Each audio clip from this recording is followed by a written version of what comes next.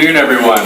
I'd like to call to order this meeting of the Governance and Priorities Committee, Monday, February 24th, 2020. I'd like to recognize that we are on the traditional territory that's the name of the First Nations. Our clerk today is Ms. Sheila Gurry. The question sign-up sheet is on the desk by the computers. If during the meeting any member of the gallery has a question regarding an agenda item, please write down your name and the agenda item on the sheet. At the start of the question period, the chair will call those who've signed up to the podium to address council. Introduction of late items. No late items. We have none. Motion for the adoption of the agenda. Mayor Croak, Secretary Council Martinman, all in favor? Carried. Could I get a motion for the adoption of the agenda minutes as circulated? Moved Councillor Armstrong, seconded Councillor Brown. All in favor? Carried. This brings us to item 5, Municipal Government Advocacy. I think this is a conversation that we have long been waiting for to have, and so I'm looking forward to getting into this item. I think first, Ms. Faruqi would, or I'll just open it up, Chair, if you don't mind. Like you said, Council's long awaited this conversation, so today is going to start it off, and hopefully Councillor Hemmons gets here before the conversation's over, because I know she was eager to have it as well. So Ms. Faruqi is going to go over municipal government advocacy. The purpose for today is basically just to get the conversation started, and hopefully with an outcome that we have a better idea of a specific strategy going forward. And just noting before we begin that depending on the topic, the strategy might need to be adjusted and or suited to the topic that Council wishes to advocate for. So I will have Ms. Faruqi go first, but I think the Mayor has a question before we start. Chair, in light of Ms. Curry's comments, I wonder if we maybe switch D and A. I was thinking the exact same thing. So we have till, is it 4 after this conversation, so that gives us 3 hours. So yeah, if we do the OCP first and try to wrap that up in 45 minutes or so, and then we can get into the second item. Is that a possibility?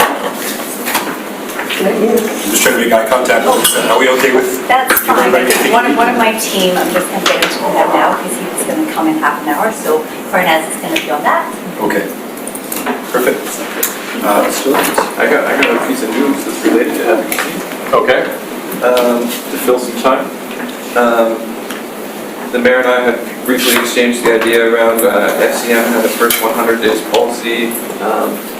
One of their things that they're sort of demanding of the federal government is a doubling of the community work funds or the federal gas tax. What they had proposed to the Liberal government is they increase the booster from 2% to 3.5% this year to phase in that increase. Now there's no indication whether the Liberal government is going to do that or not. However, the Green Party, when they were campaigning, did indicate that they were supportive, and they campaigned on the doubling of the community work fund permanently. And in their speaking with our MP, or one of the staff members, and in their letter to the budget, they are advocating for that. So they're making good on a campaign promise that would benefit us if the Liberal government decides to listen to us. Great. Just thought I'd share that because we had discussed possibly putting forward a letter to go to our MP to advocate for that, but they're already doing that work. So. Wonderful news. So are we still waiting on folks? Okay. One of my team, I just wanted to be part of this discussion, but I can start now because I've got the rest. All right, I'll hand it over to you, Ms. Mopal Singh.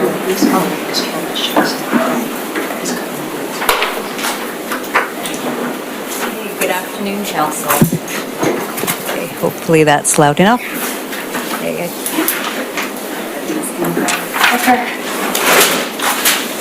So we're back before you again after last reporting on the strategic policy plan review in September of last year. And so today, I'm going to cover off the highlights of what you're getting in a council report in open meeting tonight, which is a report on the terms of reference for the strategic policy review. Basically give you an update and a chance to discuss where we're at with the process. So as a reminder, you had seen this flow chart, which basically points out all the different points on the top chart for where council is going to be involved in this process, the draft work plan that you endorsed on September 9th, and public engagement. And so I'm going to quickly go through where we're at in the process. And so far, and this is, you'll also have this in the report attached to your report tonight, you'll see where we are. So the first column, you've approved the guiding principles, and we're before you today in council later on to approve the terms of reference. So we've done the goals and objectives and guiding principles. You've endorsed that on the 9th of September last year. We're before you today with the terms of reference and a status update. Next coming up will be an engagement framework for council to endorse in March, and then ongoing future updates at regular intervals. Key things that we'll be looking at is coming back to council on issues and opportunities as we go through this process. The engagement process and outcomes, we anticipate council will be very engaged in this process and helping encourage and excite the community about that stage. And another key piece for council to be involved in is the development of different options and strategic directions. So I won't go through this in too much detail. You've seen this before. This is the guiding principles, and you may recall that council added one on looking at evaluation and measurement of plans and strategies, and that was added into this in the terms of reference. And then in terms of the terms of reference that you have a copy of in your agenda package tonight, I'm not going to go through it in heavy detail, but one of the key things I'd like to discuss is the steering committee. And you'll notice that this process is more than just an OCP or Parks and Rec update. There's basically three key strong moving parts coming out of this: the official community plan, the Parks, Rec and Culture master plan, the active and sustainable transportation plan, and then three other plans, including the strategic water supply strategy, the economic development plan, and our sustainable action plan, which is our dealing with GHGs and climate change. Because of this, we are suggesting that this integrated process is so key to all that council is doing, that council is essentially proposed as the steering committee for this process.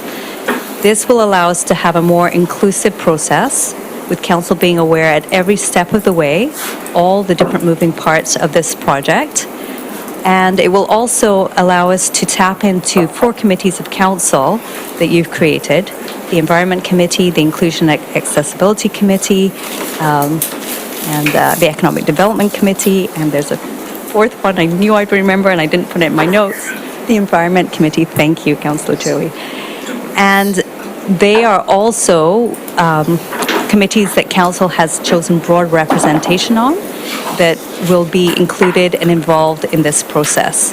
We're also looking at a very strong stakeholder engagement model, and one of the different things about this process compared to others over the years is that we're really focusing on including people who traditionally have not been engaged in our planning processes, either because they face barriers to participating, or they perceive themselves as not being part of the community in terms of being able to be engaged. And I'm going to speak quite openly to the fact that over the years, my work here at the city previously and at the RDN, we have over 30% of our homeowners who are not our residents who are renters.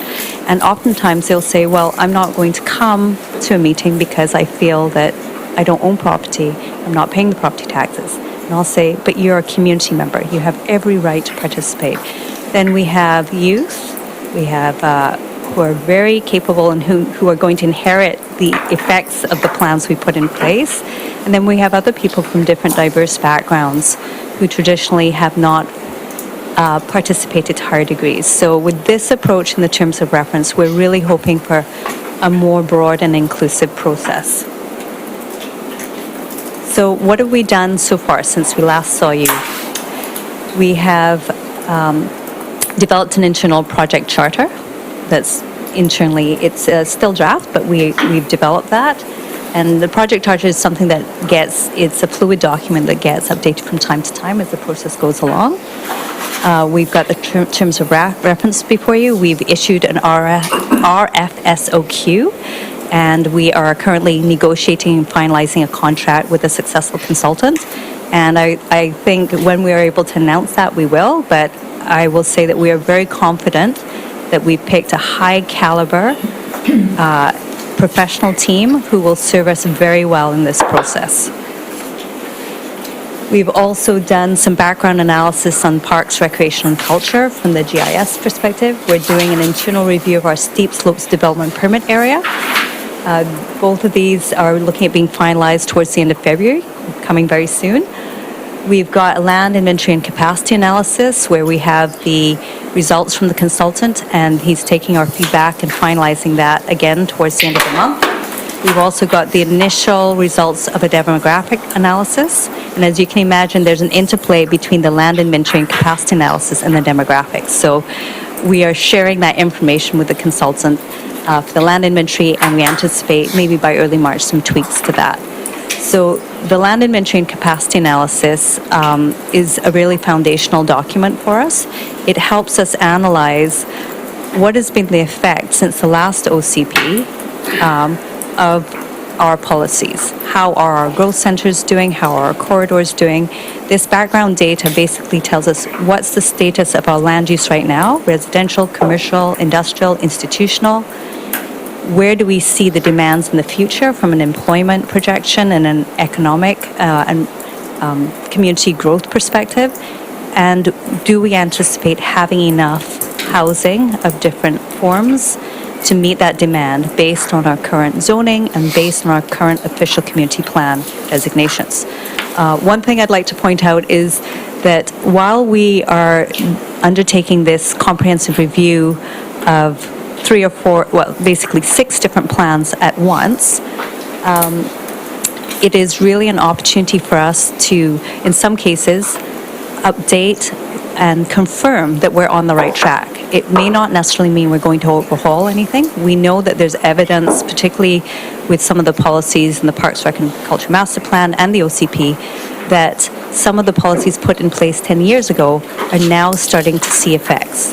You know, we're seeing more rental stock, more density in our growth centers and along our corridors.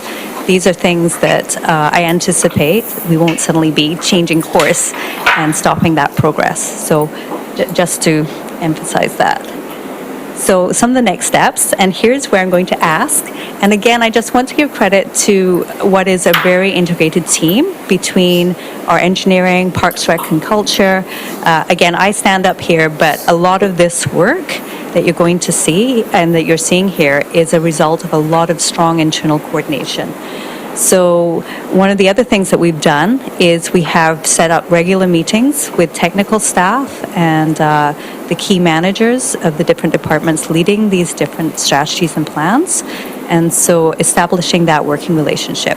And this is something for us very exciting to be able to work so in such an integrated fashion, and it's a different way of doing things, and not many municipalities have attempted to take on what we're taking on in this ambitious a way, and it's one that makes so much sense for the community, and hopefully it gives us the result that we may be able to actually pare down some of our documents, align them, and instead of having maybe like a Parks, Trail, and Master Parks and Trails in one document, we're going to see if there's opportunities to synergize where it makes sense and have maybe one document that would have been previously 3. There's the opportunity for that depending on the guidance of yourselves as our committee and the feedback we get from others. And so with that in mind, I want to show you the level of some of the work we've been doing. And I need the height of 2 of my team members to unveil this. Oh, I've got, thank you, Bill. And I was going to offer to help Chris put this up, but then I realized I'm slightly vertically challenged and I wouldn't have been much help to him. So what you're going to see here is you've got in your terms of reference a very high level outline, and I hope you can read this from where you're sitting. But what this is to show you is in the column, and maybe in the first column underneath the bubbles, you'll see the first bubble is public events. That's the, I guess, raspberry color going across. Then you've got council and committee input, which is the blue in the middle. And the black is the, I guess, the internal work being done by the project teams. And then in the first column, you'll see all the different plans and how they're being phased in their different stages to sync with each other and sync with this coordinated engagement. And I think if I'm to remind council that one of the purposes of doing this is the efficiencies and also an integrated engagement process that makes sense for the community. And so this is just, I'm not going to go through it in detail, but it gives you a high-level look at all the different pieces of input. And I'm going to use the term swim lanes because I think Richard Harding will like that, for each plan and how they sync with each other. And two key pieces for council that we've got is the ideas of a framing workshop to look at the different options once we gather initial information from the community. And then an exploring options charrette involving the community as well. So this is what it looks like right now. And when we come back to you in March with an engagement plan, we'll have this framed out. We may not share with you all these details you're seeing below because your mind might swim with them, literally. But this is the level of detail and depth to which we've been working since last September. And then the other piece is that I'm going to introduce it. The grand finale here will be Farnaz at the end. She doesn't know it, but she's the grand finale in this presentation. So next steps in March, engagement framework that I've mentioned to you, coming to you for your endorsement. And then the branding launch. And so I'm going to let Farnaz present the name of this process and what the branding looks like. And so, oh, and by the way, I didn't mention the timing for the engagement kickoff once you've endorsed the plan is May, June. And one of the things I will mention is we're looking at engagement running into even early July to really capitalize on big community events like Canada Day. We have so many events that are done through our Parks, Rec and Culture department that are really positive events for us to capture engagement. And some people will say, well, you don't do engagement over the summer. And yet we would miss out on a whole wealth and diversity of community events where people might not come to our meetings, but if we get out in the community with a booth, we can really up our engagement of a wide diversity of people. So with that, over to Ms. Faruqi. I think you'll need your PowerPoint put up next. Thank you, Ms. Popolsing, for that very powerful introduction, sparky introduction. I do have to say, as I've had the pleasure of working in the private sector and the public sector, and this has been a very amazing process to be a part of, where you've got various groups and individuals coming together, coordinating the efforts, bringing it's amazing to see the mind maps and the opportunities of where we can, as Ms. Popolsing said, streamline the process and find synergies, and just to make this engagement process for the community so much more enhanced and better, so that we can collect the data that we need.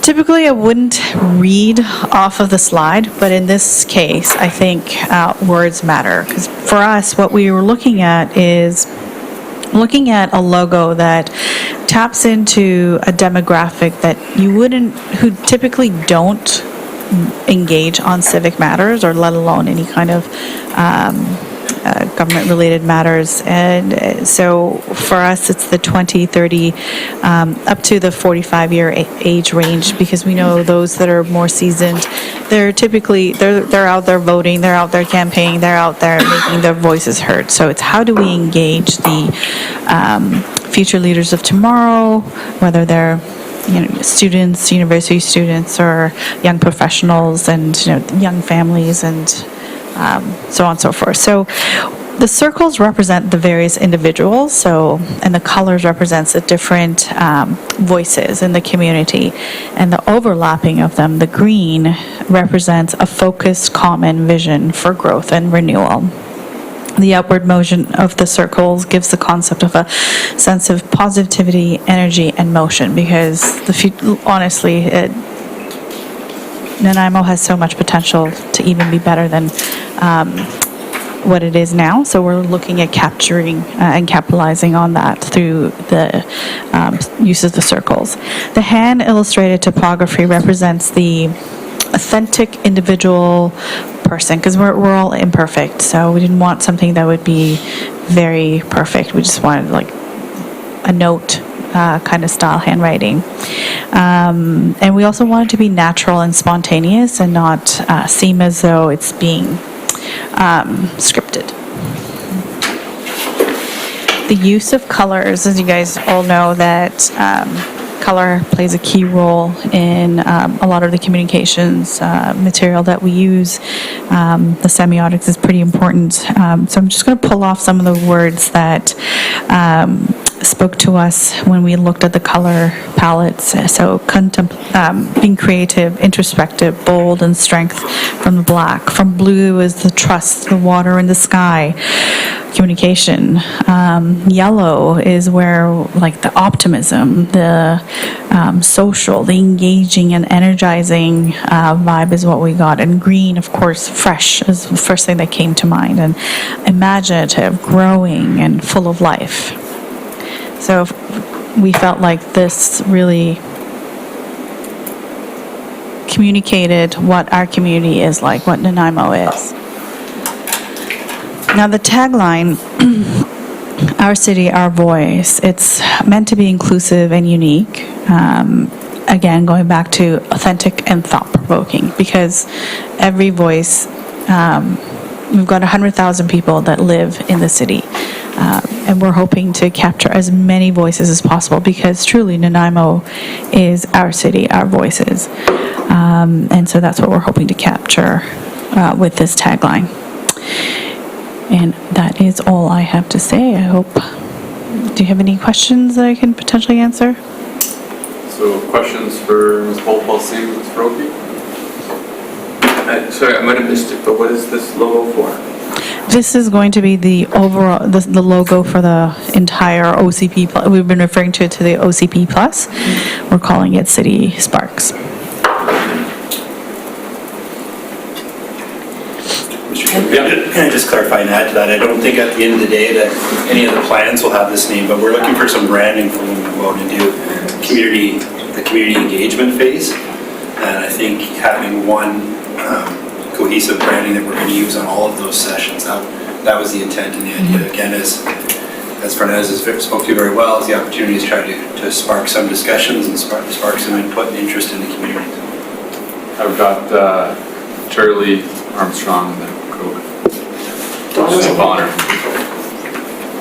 So perhaps I was getting a bit colorblind, but back on the slide that you had where you had the 4 different colors, black looks brown to me. Yeah, me too. It's just this, it will be, It's the projector, sorry, Chair. Oh, okay. It's the projector on the actual screen better on the TV over there, screen. yeah. The lighting is definitely off on this projector. We need to have it replaced, definitely. take note of that, you need to have that replaced, budget item. Mr. Armstrong? For me, when I see City Sparks, I think of the little girls, Sparks group. It's the first thing that comes to mind. Fair point. Rather than see it as being part of what we're doing personally, like for me, I just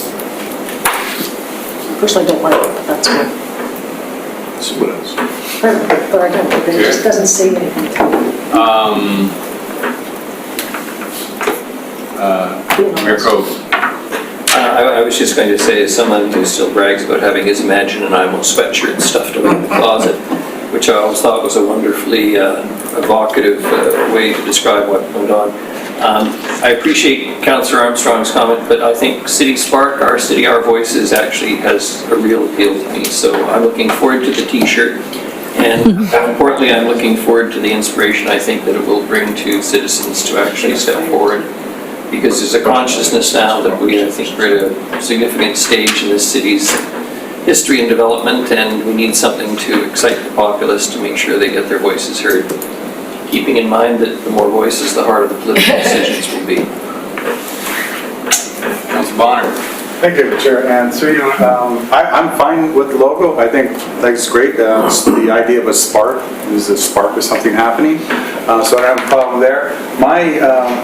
I'm colorblind too, so none of it's making much sense to me. The question I have actually is for Ms. Popelsing is, in your conversation earlier, you talked about engagement of individuals in our community who don't necessarily become engaged. And so I was curious how you're going to be engaging them, and at the end of the process, will you be able to measure how that went? Okay, so that's a great question. Actually, should I be speaking? Yes, Can I be here? Okay.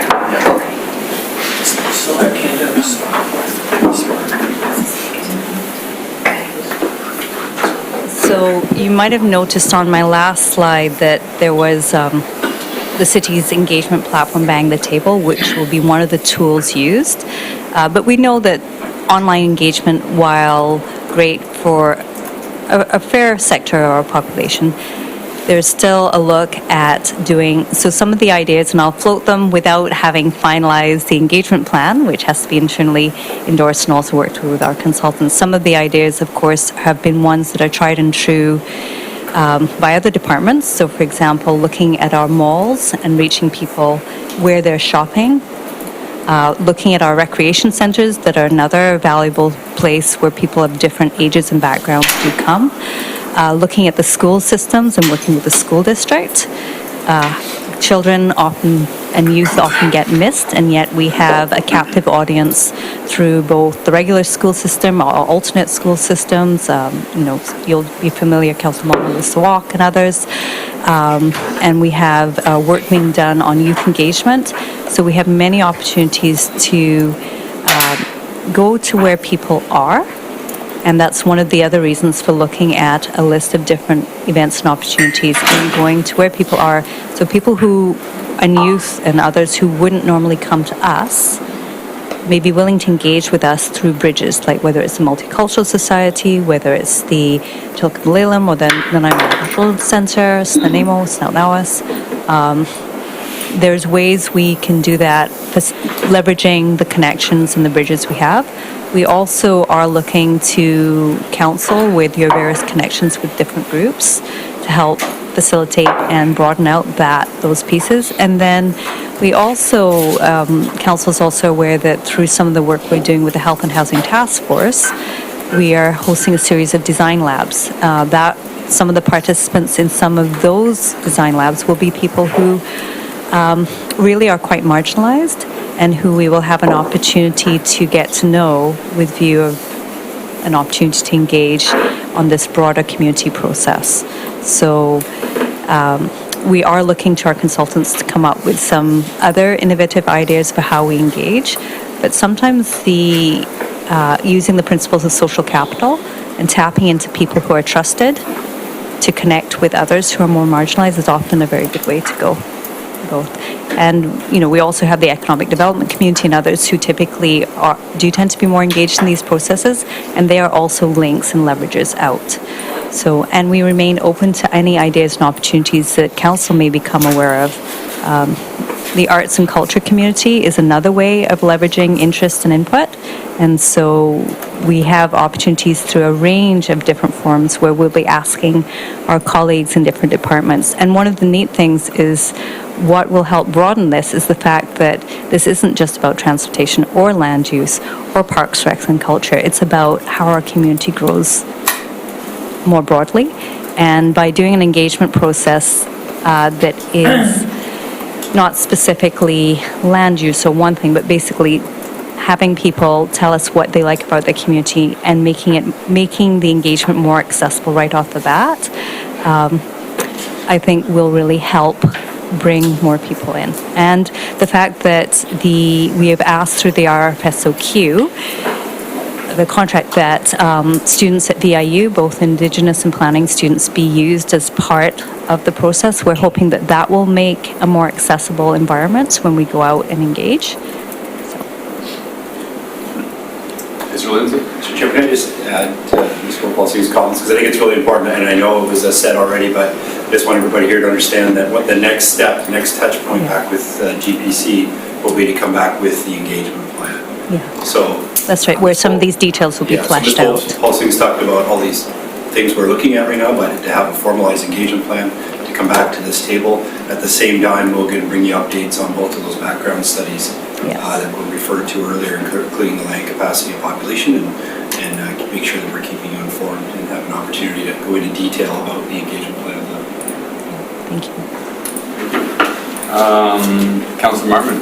Thank you. I just want to say I like the branding, the logo. I think Spark's part of a younger generation because I've seen Spark used, and I think of it as igniting new ideas, and that's what Spark's about. So I think our city, our voices, ties it together about what it's about. So thank you. Any other questions? Councillor Brown? Yeah, thanks. Thank you, Chair.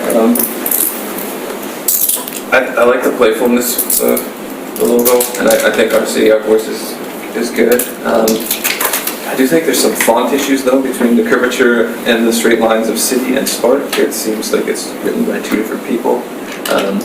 Just from a branding perspective, it kind of looks, it's not congruent. And the other item is,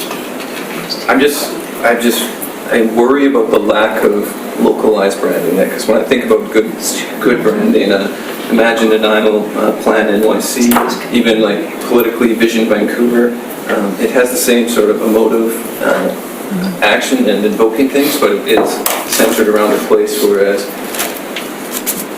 I just think when you say, oh, we're doing City Spark, what's City Spark? Well, it's an OCP review, it's an active transportation review. It starts like, you're getting this chain of thought that gets very hard to describe. Just my thoughts overall, I think it's playful, it's good, it looks like it does have energy, but. I'm happy to speak to that, Chair, if you'd like.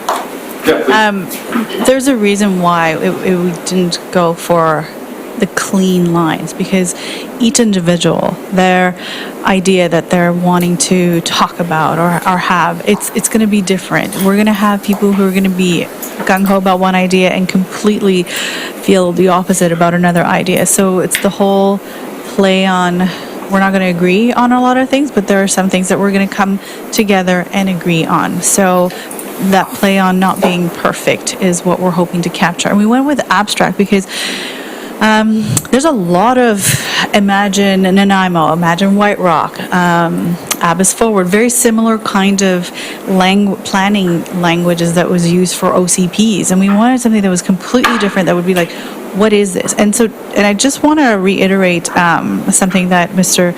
Lindsay had said, that we're going to come back to you with not only the engagement plan, but this is just the logo and the branding. When we come back, we're going to show you what it looks like all put together.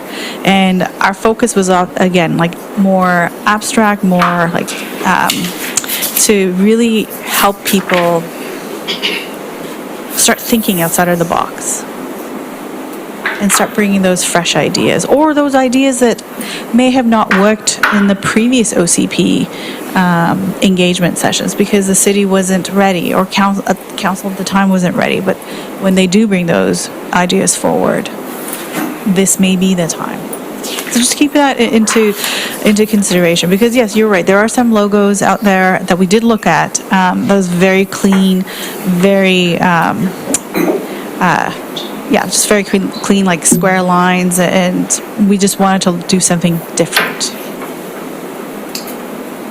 Thank you, Mr. Lindsay and Councillor Bonner. Mr. Chair, I just wanted to, and I'm sorry, I think maybe it was said, I just missed it, but I just wanted to clarify that we reached out to Ray Consulting, who's a local marketing and branding group here in Nanaimo, and they've helped us with the branding options. So these are people with experience in trying to help. We explained to them the demographic we want to reach and the different sections we want to reach, and this is what they came back to us with. So we're certainly going to see more of this, and we'll flesh this out more as we go forward. We want to give you kind of a sneak peek today. Councilor Bonner. And if I may help, as a person that does this on a fairly regular basis, typically the design of the logo really is only the owner of the company has an issue with it, and everyone else wants to know that the services of the company are important. So we have logos like of a product placement, Coca-Cola. People don't care so much about the logo, they care about the taste of the product inside the can. And so I think the value of this will come forward as we develop and go through our OCP, as people will recognize that figure, that logo there, as something that they're interested in, but they're more interested in the services that are provided to them and that sort of thing, as opposed to the fact that the P looks a bit weird. Great. Thank you. If I may add a comment. I really appreciate the intent of innovation and connecting with sort of the younger demographics in the logo and bringing it to council for some feedback. I think initially seeing it too, I get anxious about the connection to the OCP and people making a direct connection to Nanaimo and this major planning document, and maybe that'll emerge more as we see the logo, the branding next to the documents and what's going out. So that was just my initial reaction, but I do like the feel of it and the intent behind it. And then also, I look forward to hearing the next steps on the engagement. I think that this is such an opportunity to hear from our community, but also to inform our community with a little bit more depth issues around what does climate change mean in city planning, what does homelessness, housing, addiction mean in terms of city planning, and I think that we can really increase our knowledge capital in our community through this process. So I look forward to the next round of hearing more on this. So if there's not any more questions, we do have 20 minutes more before Councillor Hemmons. Do we have any questions for us? More questions? Okay. We've got another 20 minutes before Councillor Hemmons is to make her appearance. One, we could quickly go and we could go at the future GPCs and cover that off now. Or just go straight into it. I'm kind of looking to council for what the preference is. GPC? All right. Let's go down to item E1, Governance and Priorities Committee Agenda Planning. And Ms. Jury will lead us from here. Thank you, Chair. So in the end of your agenda, there is the matrix for the Governance and Priorities Committee Agenda Planning, which is pretty much where we got to last week. However, there was an item missing. The item we just went over today was not on the agenda, so we wanted to fill that in for you. So that's been done, as well as another item that's been identified by staff to bring forward to you. First to a Governance and Priorities Committee agenda meeting, for the agenda planning document, and that is plastic bags. So that has been added to come March 9th, as well as the facilities that's already scheduled for that day, which should be on here as well somewhere. Facilities.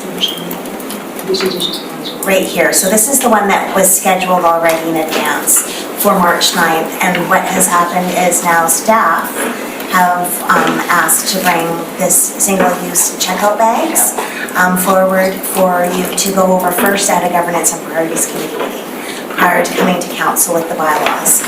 So that has been added to this matrix for you, and we filled this out because it was staff that is bringing this forward. So these items have been filled in, as well as the coordinated strategic policy review that Mr. Lindsay and Ms.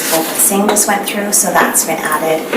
And what hasn't been filled in yet is the items that council identified at the last Governance and Priorities Committee meeting that we added to the list, and now the last two columns need to be filled out, and they are for transit and crosswalk safety. We combined those two topics into one for a date to be announced in April.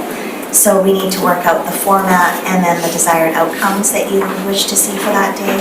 And then the other topic of women's participation on City of Nanaimo task forces and child minding reimbursement for members of city committees. So that we need to figure out the format for that meeting as well as the desired outcome so that staff has a better idea moving forward. And then there's some future topics that have been discussed that we haven't mapped in yet, but we can save that for another day and just work on those 2 items, or we can add those future GEC topics to be announced date in May possibly, and fill in the details at your next meeting. Okay, thank you. I think then the focus would be on the last 2, transit crosswalk safety and women's participation. Any comments on transit and crosswalk safety? Councillor Brown and Martin and Armstrong. Well, as a component of the transit, I really speak to that, is that what I sort of imagined would be that we would have a City of Nanaimo tailored conversation around transit delivery, from bus stops to the actual routes and what we sort of want in terms of that, and have invite the RDN transit staff to come here and present to council, so we can sort of have a more focused conversation around transit delivery within the Nanaimo. Because often, there's a bunch of inputs, and electoral directors or other municipal directors are being asked to comment on service delivery in our system, and what I would see as a potential outcome is, based on the transit future plan, our own transportation master plan,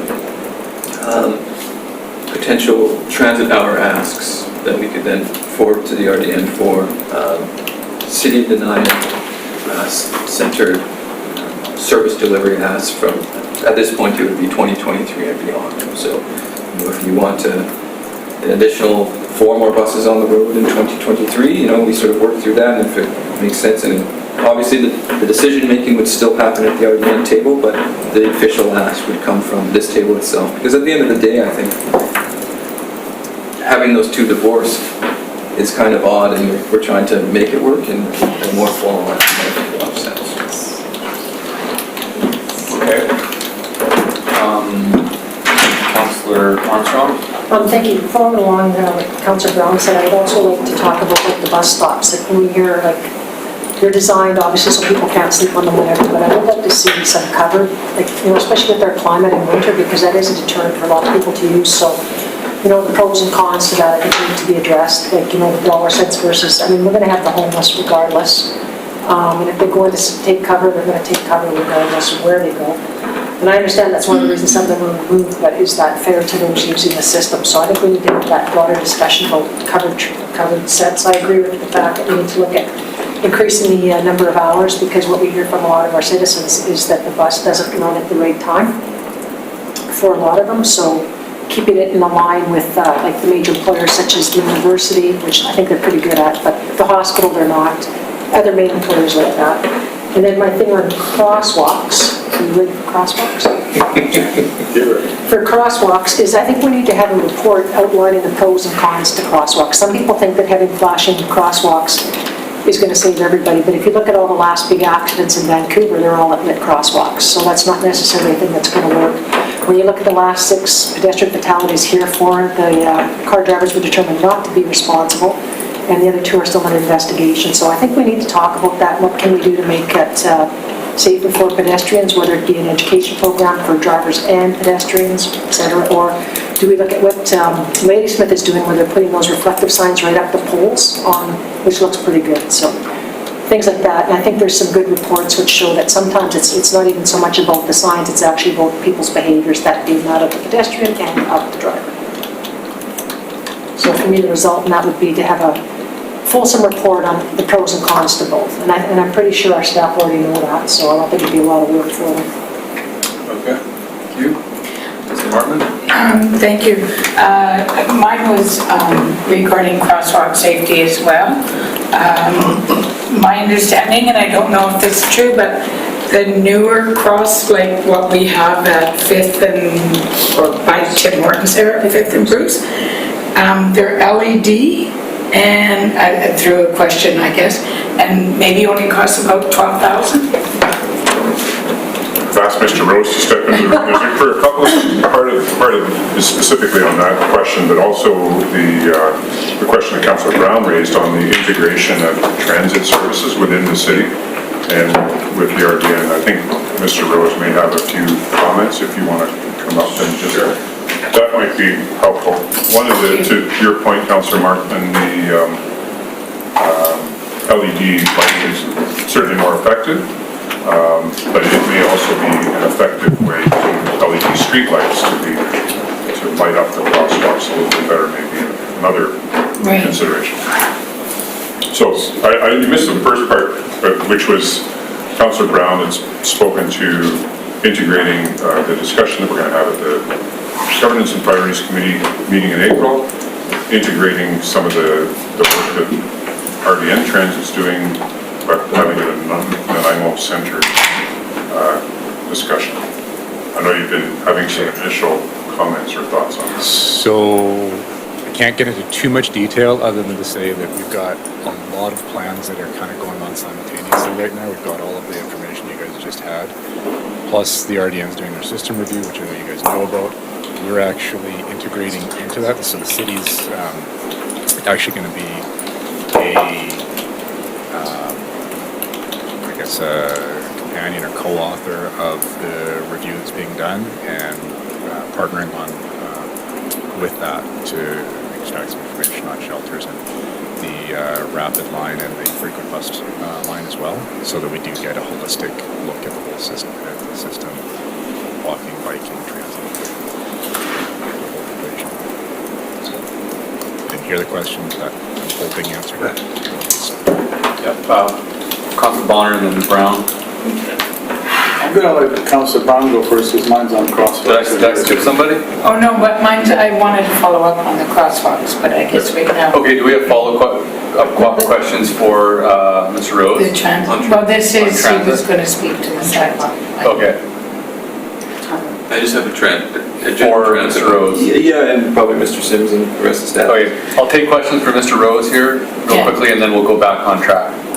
I'm just wondering if the timing of this particular session, my outcome was really around making sure we have bus stops that make sense in terms of transit ridership, and City of Nanaimo asks for future transit hours expansions. If it might make sense to have this session after the BRT, the bus rapid transit study and the system review are complete. That's where I'm going.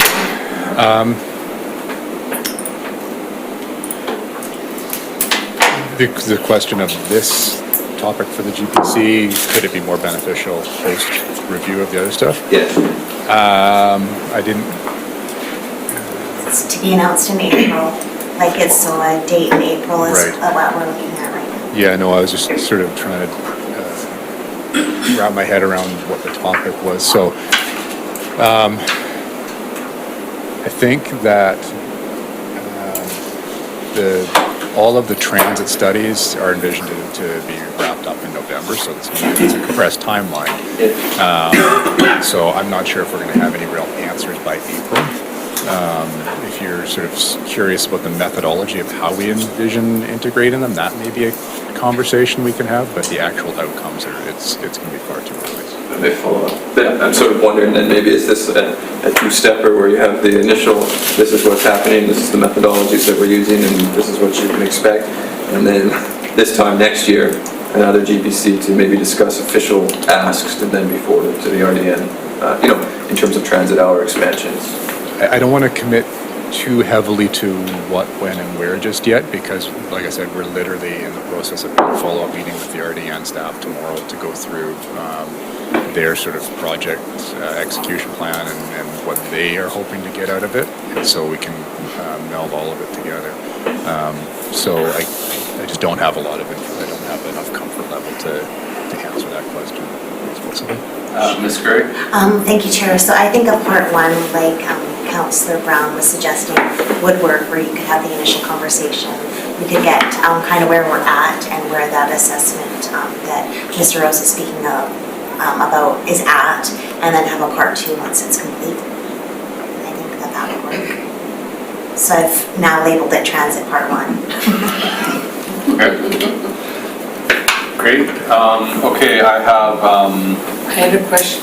yeah, is any, Dawn Armstrong? So mine was about the crosswalks lighting and with the LED lighting, and if it's more economical with not having to do all the hookups and everything, and wanting to understand which crosswalks have maybe already been prioritized, or on a personal level, I really would like to see Bruce and Albion with the same type of flashing light. It's brutal there around that Bruce and Fifth area, and if it's $12,000 and it helps save lives or accidents, etc. So I'm just wondering where we are in our crosswalks priorities and safety. So we're just in the process right now of drafting our report to bring back for our recommendations for 2020 investor and allocated funds, and there's going to be a summary of our findings and our commentary within that report. Okay, thank you. That's great. Thank you, Chair. So just to Mr. Rose and Mr. Sims, would that report be ready for this Governance and Priorities Committee meeting where basically the outcome is a report that outlines all of it? I believe that we were targeting the second GTC. Okay. That's good. That's the intent. Great. Bonner and then Armstrong. Tony? Okay. Thank you, Chair. My questions regarding crosswalks were, not so much questions, is I would be looking forward to not necessarily specific crosswalks, but an overall understanding of what are all our crosswalks and where do they sit in terms of priority of changing the way cars enter into the crosswalk area and pedestrians enter in the crosswalk area. And that could be a number of reasons from, a number of ways from, like, as we know, the warrants in all, I was talking to Mr. Sims a while ago. I just want to be able to understand and have in front of me a list of all the crosswalks we have and where they are at in this continuum of, does this one need their flashing lights? And the reason, and I'll go back to the work that was done in Abbotsford in 2016, in which a very comprehensive work was done there. And they literally spent the better part of $1.5 million and redid the vast majority of their crosswalks. And some just got signs put up, some got flashing lights, some got different types of lights, some got overhead lights that you actually stop the traffic. So that's kind of where I wanted to be, and so that we're not, as a person gets hit at a crosswalk, and we have to recognize that 50% of the people in this town who've been hit by cars have been hit in crosswalks. So they're not safe. And so I think that's what we need to do, is how do we make them more safer than they are now? And that's what I've been looking for. Gotta get everybody confused is probably the case. That's just, and I'm not looking to debate or anything now, I'm just saying that's what I've been looking for at this time when it does come up. Okay. Okay, Councillor Thorpe. Thank you, Chair. Regarding crosswalks, I think I generally agree with Councillor Bonner. I'd be interested in professional best practice that staff can bring forward on safety measures at crosswalks and options and what works and what has been proven not to work. But I wanted actually to first speak on the transit issue, if I may, and that is to agree with Councillor, I think, Brown's suggestion that we break it into part 1 and 2. I think the sooner we hear from regional district staff on their review and what they're looking at doing and the input that we can give them at this point would be beneficial. Then they can take that away and do what they will with it. But I think we need to have our voice heard sooner than later. So I would support that. Also bearing in mind that transit is a regional district service, and whatever we want will have to go to the Transit Select Committee of the Regional District. But I still think that we need to have the conversation with their staff and tell them what we think and what we want. Thank you. Thank you. Councillor Bonner? Just on that, Councillor Thorpe's raised something that just popped in my mind. Does it always have to be a regional service? I mean, the vast majority of transit in this part of the world is done in Nanaimo. And I'm not suggesting that we cancel everything and whatever. I'm just putting that out there. Maybe we could have that conversation at the GPC. Does it always have to be a regional service? Not to try to take away from your job or anything. Please. Ms. Rose? So one thing I just want to sort of make sure that there's an awareness, and I can't really speak explicitly to it because it's not my project, but the system review that the RDN is undertaking, they are very aware that they're under a compressed timeline, and they are urgently trying to get a consultant engaged for that. So I just want to maybe try and get a little bit of clarity as to what you're hoping to see with respect to a guiding discussion versus a sort of a information sharing conversation once a consultant's been engaged. Would anybody like to speak to that? I think it's about like the needs of the residents of Nanaimo versus the overall RDN. Like for me, like we have almost 100,000 residents now, right? And then when you take in the outline, maybe it's another 30, 40, I don't know if it's even that high. So for me, it's about what are we doing in our city to make transit more appealing so that we get more users from Nanaimo. Like, you know, like when I hear from people that, well, I take the bus, except it doesn't meet my hours of work, like when you hear that from the hospital, right? Yeah, they base their schedule on, you know, outline areas, et cetera, too. So I said, maybe that's like, for me, it's like the impact it actually has on Nanaimo residents versus the overall impact. Like, I'm not looking at the connections yet between like Ladysmith and I'm looking at what, like, to get them to do that, we need to get them working here first. That's my take. Councillor Bonner? Thank you, Chair. And further to what Councillor Armstrong said is, I'd be quite interested in having the conversation of how do we get more people out of cars and into buses. Like, and that should include the conversation about parking rates, parking fees, parking on streets, all of those things, rates, all that sort of stuff. So fulsome, way out there. Excellent. So maybe to wrap this section up here, my understanding is that we're going to have a two-part transit discussion.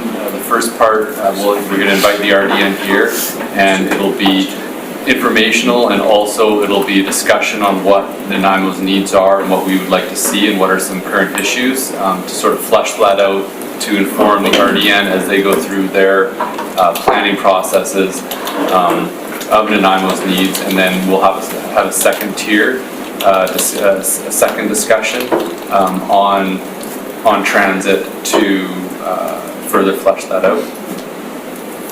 Yeah. Yes, I think that's what I sort of, but the second discussion would be after we've got the bus rapid transit study, we've got the system review study, and now we're probably in an educated position to unpack those and make, how do you realize this through transit hour asks? And I agree, when we go to the RDN, we are 100% the hours, allocations, and the decisions get made at that table. However, when you go there, you sort of have your regional hat on and you're working to, okay, what does Parksville need, and et cetera, whereas we said, well, in Nanaimo, we really envision ourselves needing 15,000 hours in 2023, et cetera. Then we can realize those plans for Nanaimo, and when the RDN makes the ask annually for the transit hours, at least they said, okay, well, Nanaimo itself has asked for 15,000. Do other areas need it as well, rather than just 5,000 gets asked for, and then you have to sort of randomly, argue about who gets what of that 5,000. So an outcome of that second meeting would be a much more clarified ask to the RDN of what number of transit hours we'd like, or in anything else that would be something that we could. For their consideration. Excellent. All right, crosswalks. We're asking for a report on how crosswalks work, what are the best practices and design standards, what are the state of certain crosswalks, how we can make things more safer,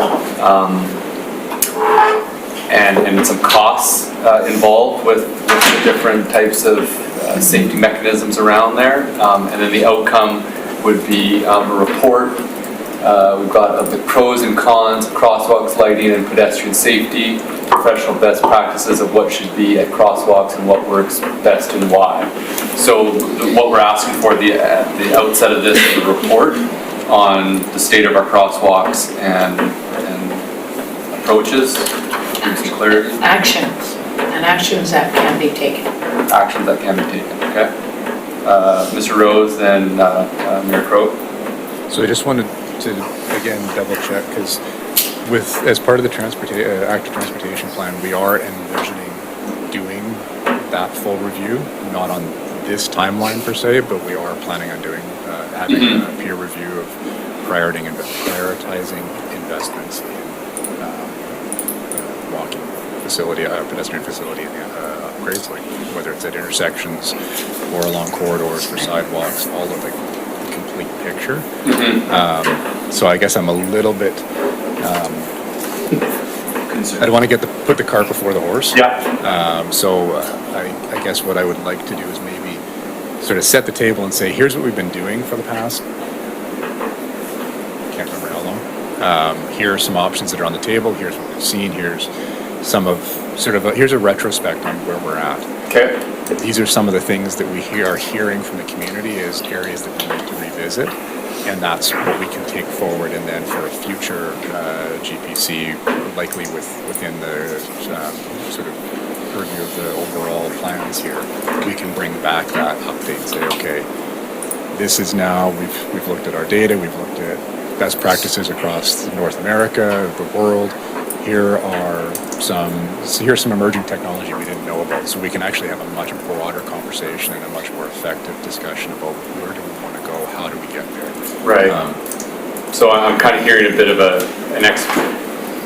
probably a two-step process to one, bring council up to speed, go through the safety issues. We can have a discussion sort of on what we're hearing from the community and sort of what we're looking for, and then that will inform the secondary ask. And what are folks around that? Mr. Sims, and then from council. Thank you very much, and let me say that I support this discussion for one main purpose in my mind. We are delving into things which I won't say are strictly operational in the broad sense, but with respect to the various opinions expressed and the opinions expressed by various people who write to council on these issues, we do have a professional city staff. I do not believe crosswalks get erected in this community or lit in the way they're lit or designed in the way they're designed because the people who do this for us don't know what they're doing. And I think it's important for me to have this discussion at a GPC where the public can, if they're interested in these issues, listen to what has been said and is being said, and where Mr. Rose indicated, we can hear a little educational update on what are the theories behind them. There are, I guess it's safe to say, millions and millions of crosswalks around the world and several 100,000 cities in the planet, and I'd like to think that the staff we have are fairly cognizant of what works and what doesn't work. And so I think it would be useful for the public to understand why things happen the way they do, why things get done in the order in which they do, and to also recognize that we have staff who I am sure and I'm confident already have determined what the priorities are in terms of those kinds of improvements.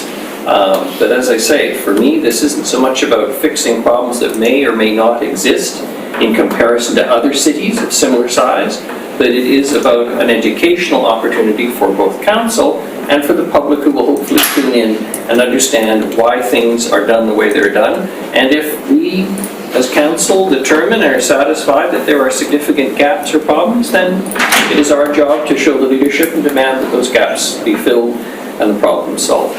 Mr. Sims? Yeah, just further to that, thank you, Mr. Chair, and just reiterating some of the stuff that Mr. Rose spoke about was our thinking was really about here's where we're at, and here's how we prioritize not only crosswalk safety, but also pedestrian facilities, cycling facilities, and so on. This is how we prioritize things now. Here's the stuff we use. Here's the context of how we get to what we're getting.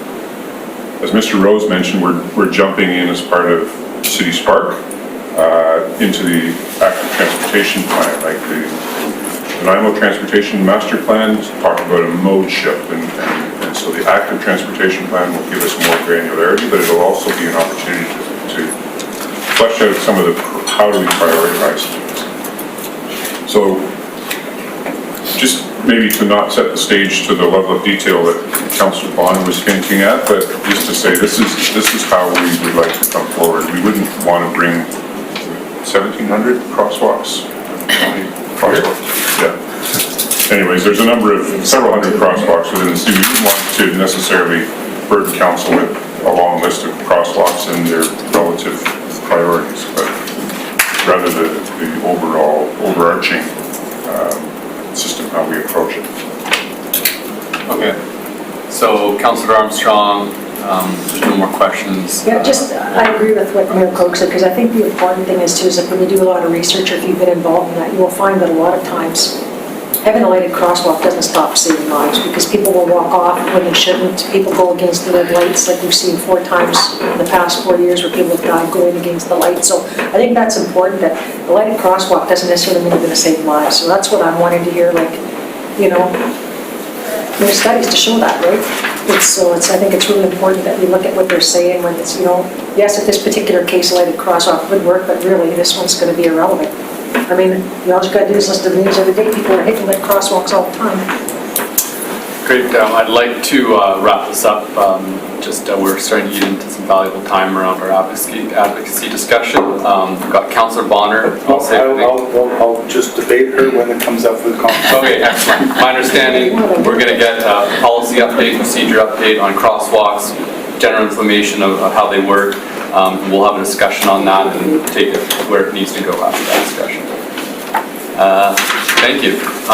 In terms of discussion on women's participation, very important topic. I'm curious though if there's the appetite to park that for next GPC so that we can have a full 2 hours here on advocacy. What do people feel about that? Good. All right. Welcome. Can we take a little break? Pardon? Can we take a little break before? Do people need to take a bio break before thing? All right, 5 minutes. Can you call Cam back?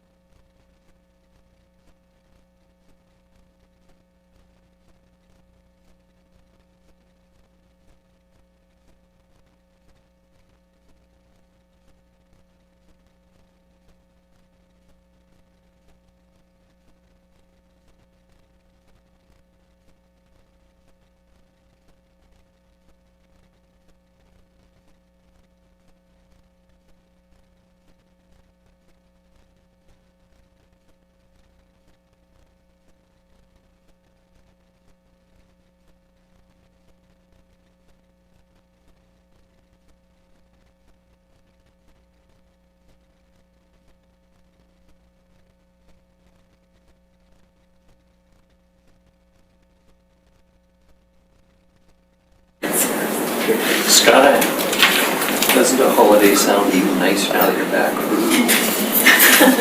Where were you? Don't you love it there? It's my favorite spot. Baby, come on, pretty. Is there a sheep? Best restaurant to be. Should reconvene before this. Okay, I would like to reconvene this GPC. We are now on item 1, Municipal Government Advocacy. And we have Ms. Brokey here to start us off. I believe Ms. Gurry gave the introduction ahead of time, so if there's anything else Ms. Gurry would like to add? I probably will throughout, but. Perfect. I'm really excited for this conversation to start because it's really about what council wishes to do for an advocacy approach. And what we've done today is put together a report that we're hoping to spark some ideas and have discussions that are robust and for you to give back direction to us so that we know what you wish to advocate for and how we can help support you with your vision and your advocacy efforts. So as you've probably heard, many people have different definitions for what advocacy is, but there is a difference between the advocacy that elected officials and municipal staff do versus the general public. And so we're going to quickly go through that. You'll see at the bottom right or on your laptops or in front of you that there's 2 charts, government advocacy and public advocacy, and there you've got the different types of advocacy approaches. Now, while garnering support for the public, from the public is an important factor, it's also very important for elected officials and administrators to be mindful of what's happening on the political landscape and what they're working through, learning about what government's agendas and ministerial agendas are, and how your advocacy matters potentially tie into their mandates, and how we can leverage those relationships that you're building or have built or will be building through different opportunities that are going to be coming up. And we've got some examples in this report that we've presented to you for consideration and for discussion. And while it's very important to build those relationships with your counterparts in the different levels of government, it's also very important to build those relationships with key actors in the various industries and of course government bodies and not-for-profit agencies. Some that come into mind is FCM, UBCM, and again, I'll touch base on some examples of some of the key stakeholders that are out there that you may wish to consider building a stronger relationship with, if there isn't one that already exists. But before we even get there, I really want us to take some time and chew on this question. What are you advocating for? And the other piece of it that I'd like you to start thinking about is, and why? Because this will help us staff figure out how we can support you. So, as I mentioned, one of the questions, what do you want to advocate for and why? Do you have the data and the research to help you understand the issue or initiative to effectively advocate for the city's needs? Do you know who in the various levels of government you need to advocate to? What are the key messages for each level of government and other stakeholders? What does success look like to you individually and you as a council as a whole? And then, of course, it comes down to budget and resources. So does the city have the appropriate resources and staff required for the project or initiative, as well as the costing? And that could include costs to travel to Ottawa, to Victoria, or where the next FCM may be, or UBCM may be, to lobby and advocate for your various needs. I wanted to bring your attention to this triangle. It's a triple constraint triangle that's used in project management, where in the middle is what your project is, and if the scope, cost, time is impacted, it's going to have an effect on your particular project. So in this case, I'd like you to envision what you'd like to be advocating for and how a scope, such as a different level of jurisdiction, a government's agenda and mandate, or what they're potentially dealing with right now that is a key priority for them, how is that going to impact what you're wanting to advocate for? Time. Is there an election happening this particular year? Is there going to be a cabinet shuffle? Do you have the research? I mean, we just heard from Mr. Rose that in regards to the transportation work that's being done, they're not ready to come in April to present you the full spectrum of what is being done, but in the fall. So timing, that's an example of something that for your consideration. And cost, as I mentioned, budget, staff, resourcing, time, etc.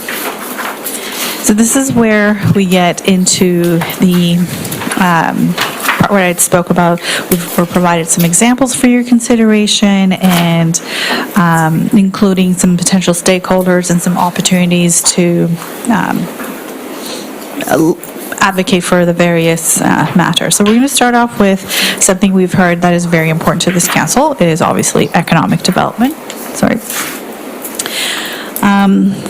And the purpose of leveraging stakeholders in your advocacy efforts, because it's one thing when you go and advocate at, whether it's a meeting with a cabinet minister, federal, provincial, doesn't matter. There's another thing when you have an army of supporters behind you. So for example, Business Council of Canada, Tourism BC, BC Chamber of Commerce, Nanaimo Chamber of Commerce. All these are potential stakeholders depending on what you end up deciding are key priorities for you as the Economic Development Task Force goes through that process of what is the ECDEV strategy? And what is it that we can potentially leverage on Tourism Week, for example, or Small Business Week? Does that mean, okay, in May, do we go to the legislature in Victoria with the various chambers and say, here's some of the great things that are happening in Nanaimo? I mean, do you go in there with a campaign that, we help create? It could be like Nanaimo untap the potential or the future and just go deeper and deeper into that. So these are just some ideas for you to chew on. And from a jurisdiction standpoint, I want to point out there's a reason why I've got the federal and provincial ministers that are responsible for ECDEV, because when you look at for example, the mandate letter for the Minister of Economic Development and official languages, one of the bullets in her mandate is build on the new federal tourism growth strategy that encourages tourism as an economic driver for regions, including Indigenous tourism. Also, another mandate that's in her portfolio is lead the development of a renewed framework for regional economic development that is aligned with the government's overall economic plan and response to the unique opportunities and challenges of Canadians and communities across Canada. So, what is going to come out of this task force? What are the opportunities? Just to keep in mind, there's some potential dates, potential politicians that you can go and seek and try to have like a 5-minute coffee conversation for those of you that are going to FCM in June. The next potential area that we can look at advocating for is around climate emergency. Now, Ms. Roque? yeah. I really appreciate the detail for each of these and the different folks to advocate for and opportunities.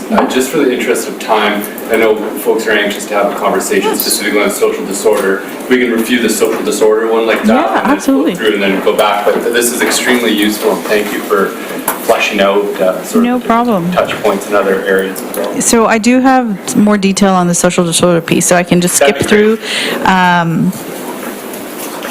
flip over, actually, to, I don't know if some of you have, to the social disorder section here. You can see that there's a great opportunity that Ms. Popal-Singh has brought to your attention through some of the consultants that we've brought on from Dr. Turner Strategies, and they're doing the design lab around what are the service gaps. And we've also got members of the Health and Housing Task Force that are key stakeholders in the community that have been working on this matter and will continue to work on this matter. As from a jurisdictional standpoint, from a federal government standpoint, I think a person that, for those of you who are going to FCM, for example, should try to connect with is Ahmed Hussein. He is the Minister for Families, Children, and Social Development, and he's the one where Ms. Popal-Singh, if I can trouble you for a moment to make sure I have this correctly. Nanaimo's got a specific designation to get funding, recognized funding for affordable housing. Yeah, it's federal reaching home dollars. That's it. Targeted specifically at ending homelessness. So some of you who know about our coalition, that money comes through our coalition and is designated through a community board within the coalition. So to that, thank you for clarifying that, because one of the mandates in his mandate letter is to build on the historic investment of $13 billion, including the creation of 4,200 new units and repair of another 230,000 units, continue to build and renovate housing through the National Housing Strategy.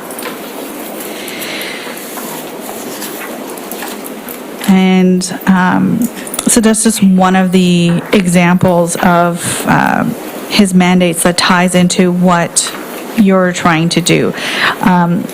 The Honorable Catherine Mckenna, Minister of Infrastructure and Communities, her mandate is to work with Minister Hussein to help with the infrastructure and the community side of things. And for, we've heard many times from various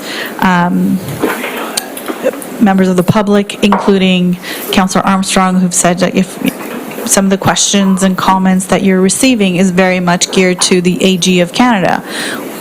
So who's responsible for the AG of Canada? You got to go to the Justice Minister. So it would be David Lametti. So he'd be someone that you'd be looking to write letters in, and potentially getting some of the key stakeholders as outlined here to connect with him through conference calls, or if there's any opportunities in the future, connecting with them one-on-one through various, I don't know, advocacy efforts that they're engaged with. The United Way has a particular campaign throughout the year, so those are just some of the ideas that we've anecdotally thought of potential opportunities where you can connect with such individuals. And provincially, you're already in touch with Minister Robinson, Minister Darcy, and others as to the state of social disorder with the city of Nanaimo and what you're hoping to see more from the province. Now, this goes into dissemination of advocacy information and efforts, and just wanted to share with you some of the things that, some of the ways that we, city staff, have communicated to the public what's been going on. And as you are going to various meetings and conferences, we will continue to share, or even like if there's opportunities that we hear of, that there's a minister coming through, connecting them with the Health and Housing Task Force or yourselves, like we did back in August, and I arranged a photo op with some of the task force members and the minister, so that it's a way to show the community that you are meeting with these individuals. And when you went to UBCM, we created a news release that went out. So these are just some of the things that you can, I'm not going to go through, you'll see that we have done in regards to advocating what we're doing, what we have been doing. And one of the asks that we have is for you to tap into your social circles and help us get this information out to your to those who connect with you and touch base with you about this particular matter, because that will help us get the message out even more so. Now, this is the part where I want to dive in a little bit more about, and maybe get Ms. Bopulsing's help or Mr. Lindsay's help, is regarding the work that the help seekers and Turner Strategies are doing. We communicated to the public about the partnership in January. There was a presentation to council about the Health and Housing Task Force, a 6-month update, and the building plan, the 6-month building plan for what this is going to look like, the help seekers piece is going to look like. And there's a chart on the next page that I'll go to. But here's a great roadmap where you know that there's work being done in Nanaimo that's looking at what services are available, what services aren't. And I believe it's in April, May, that you're going to get this information. Go to the roadmap. That will allow us, staff, to come to you and review the data and information provided to you and the task force from Turner Strategies in regards to what are the needs. Council's going to be able to determine the what's and the whys for what you wish to focus your advocacy efforts. That will then help my team and I work with Mr. Lindsay and Ms. Bopulsing and her team to figure out what an advocacy package for council can be used in FCM. Hopefully, Minister Hussein would be there, and some of the other ministers, that we can create some quick messaging for you and like a USB to give to their advisors or whoever is traveling with them, so that they're aware of what the great work that's being done, because Turner Strategies is also being used by Service Canada, which is fantastic because it's a trusted resource. It's a trusted ally for the federal government that we're relying on. So here's an opportunity to say we're working together on a similar matter, but here's an opportunity to look at us as a pilot community. So these are things that, for you to think about. What does advocacy look like to you? What does success look like to you? Do you want Nanaimo to be a pilot? Looked at from a federal standpoint as a city where pilots can occur. Do you want to be a city where the provincial and federal government, doesn't matter what color stripes it's going to be in the next 2-3 years, that they're going to still want to come and say, hey, we want to try something here from therapeutic kind of community. You seem to have a hodgepodge of a lot of things, and you seem to be very proactive in your approach. Will you work with us? So just think about what success looks like to you. What's that big vision that you have, and let's see if we can make that happen. What does that look like?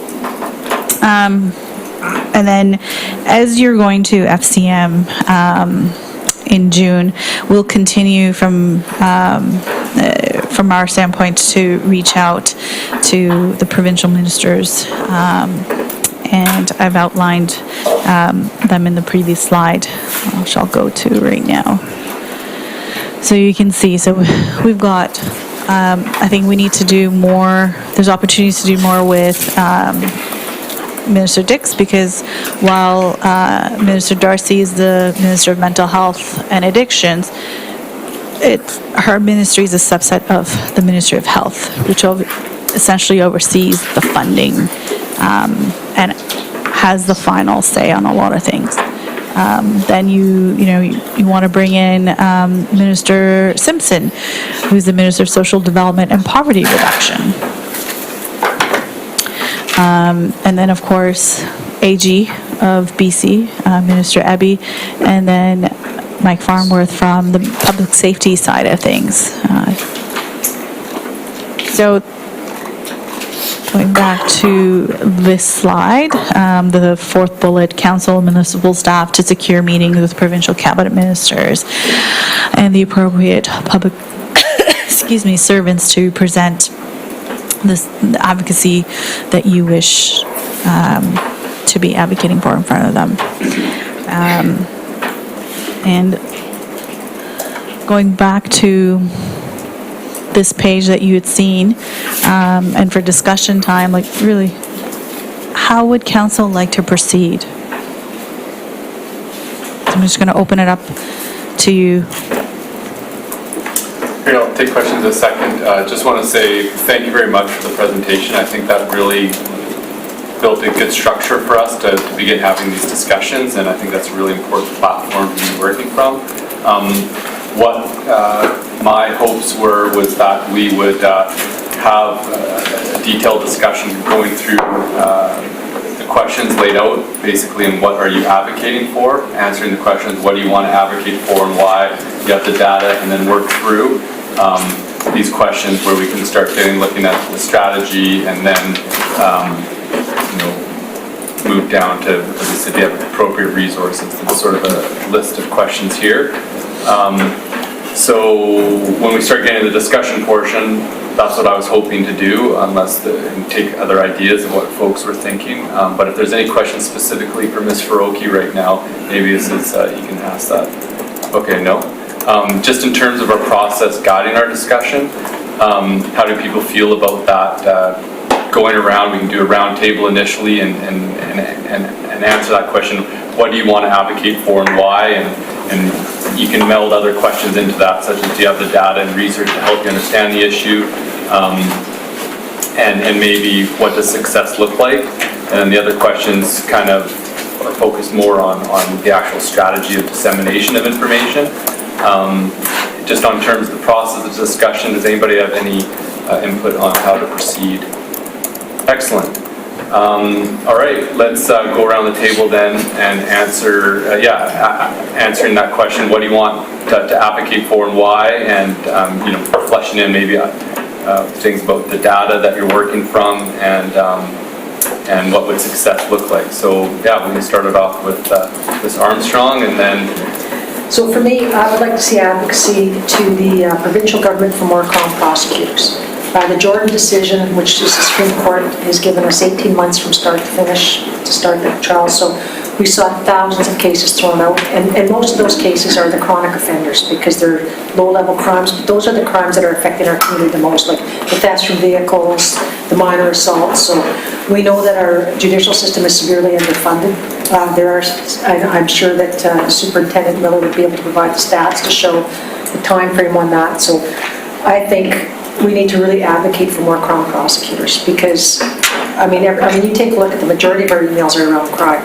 And I just do want to say social disorder does never involve crime, just so you know, by definition. So public safety wouldn't come into play for that because it would be criminal. Social disorder is not criminal matters. So that's something we've got to be aware of when we do our advocating. We have to follow what the federal definitions are.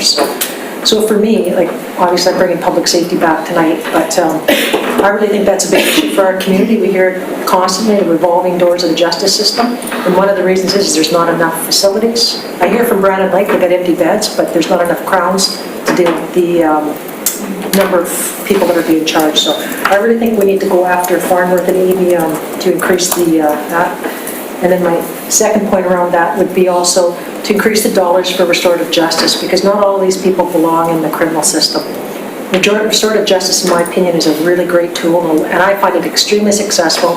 And if it was funded properly, where they had the support places, like we even went so far as we're almost putting through minor domestic assaults through, where a person, there was going to be the wraparound supports where a child worker was working with the kids, psychologist was working with the father, who's, studies show us that they reoffend 4 or 5 times. So if we don't deal with the offender, we're in trouble. So I would really like to see advocacy around dollars for restorative justice.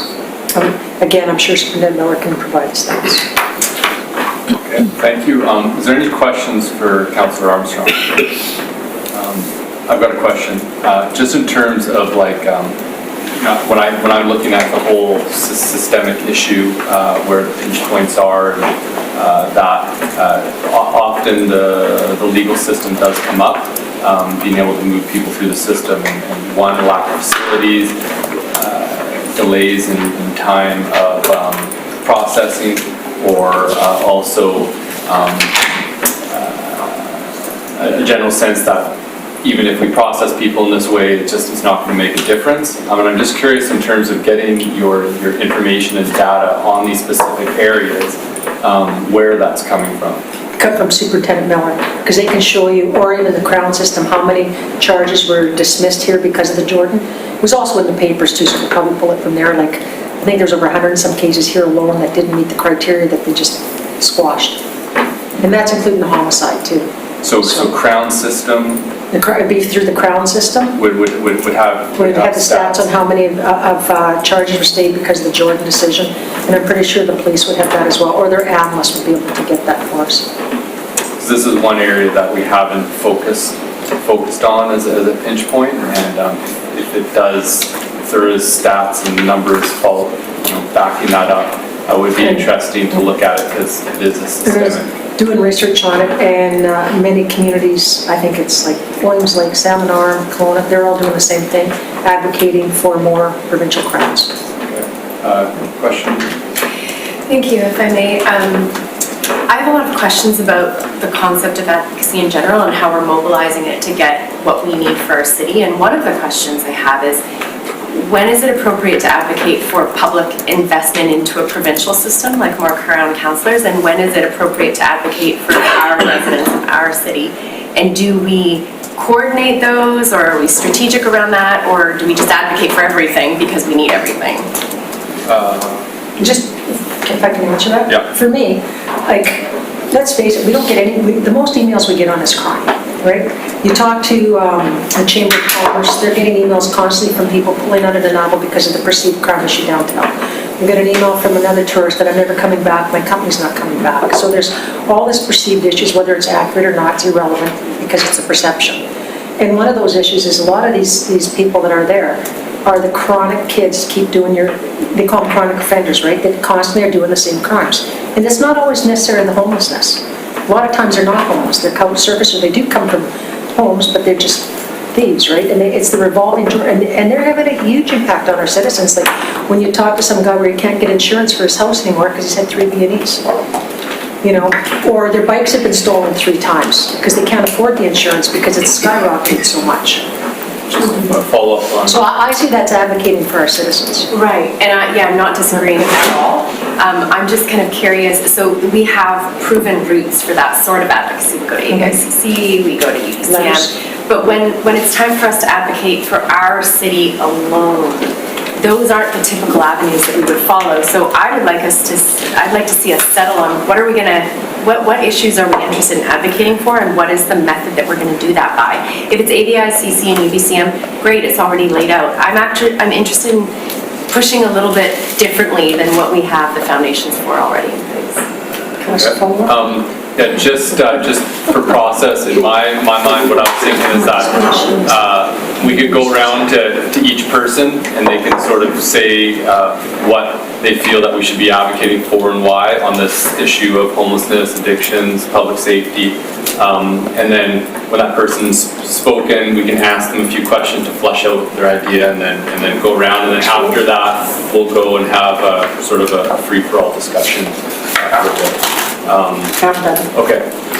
I was thinking of just going around the circle, but if people aren't ready to speak, we can kind of do it. Who's ready next? Okay. Councillor Bonner. Thank you. I'm more interested, coming out of this conversation, of learning how to fish as opposed to eating fish. So I'd like to look a little bit higher up.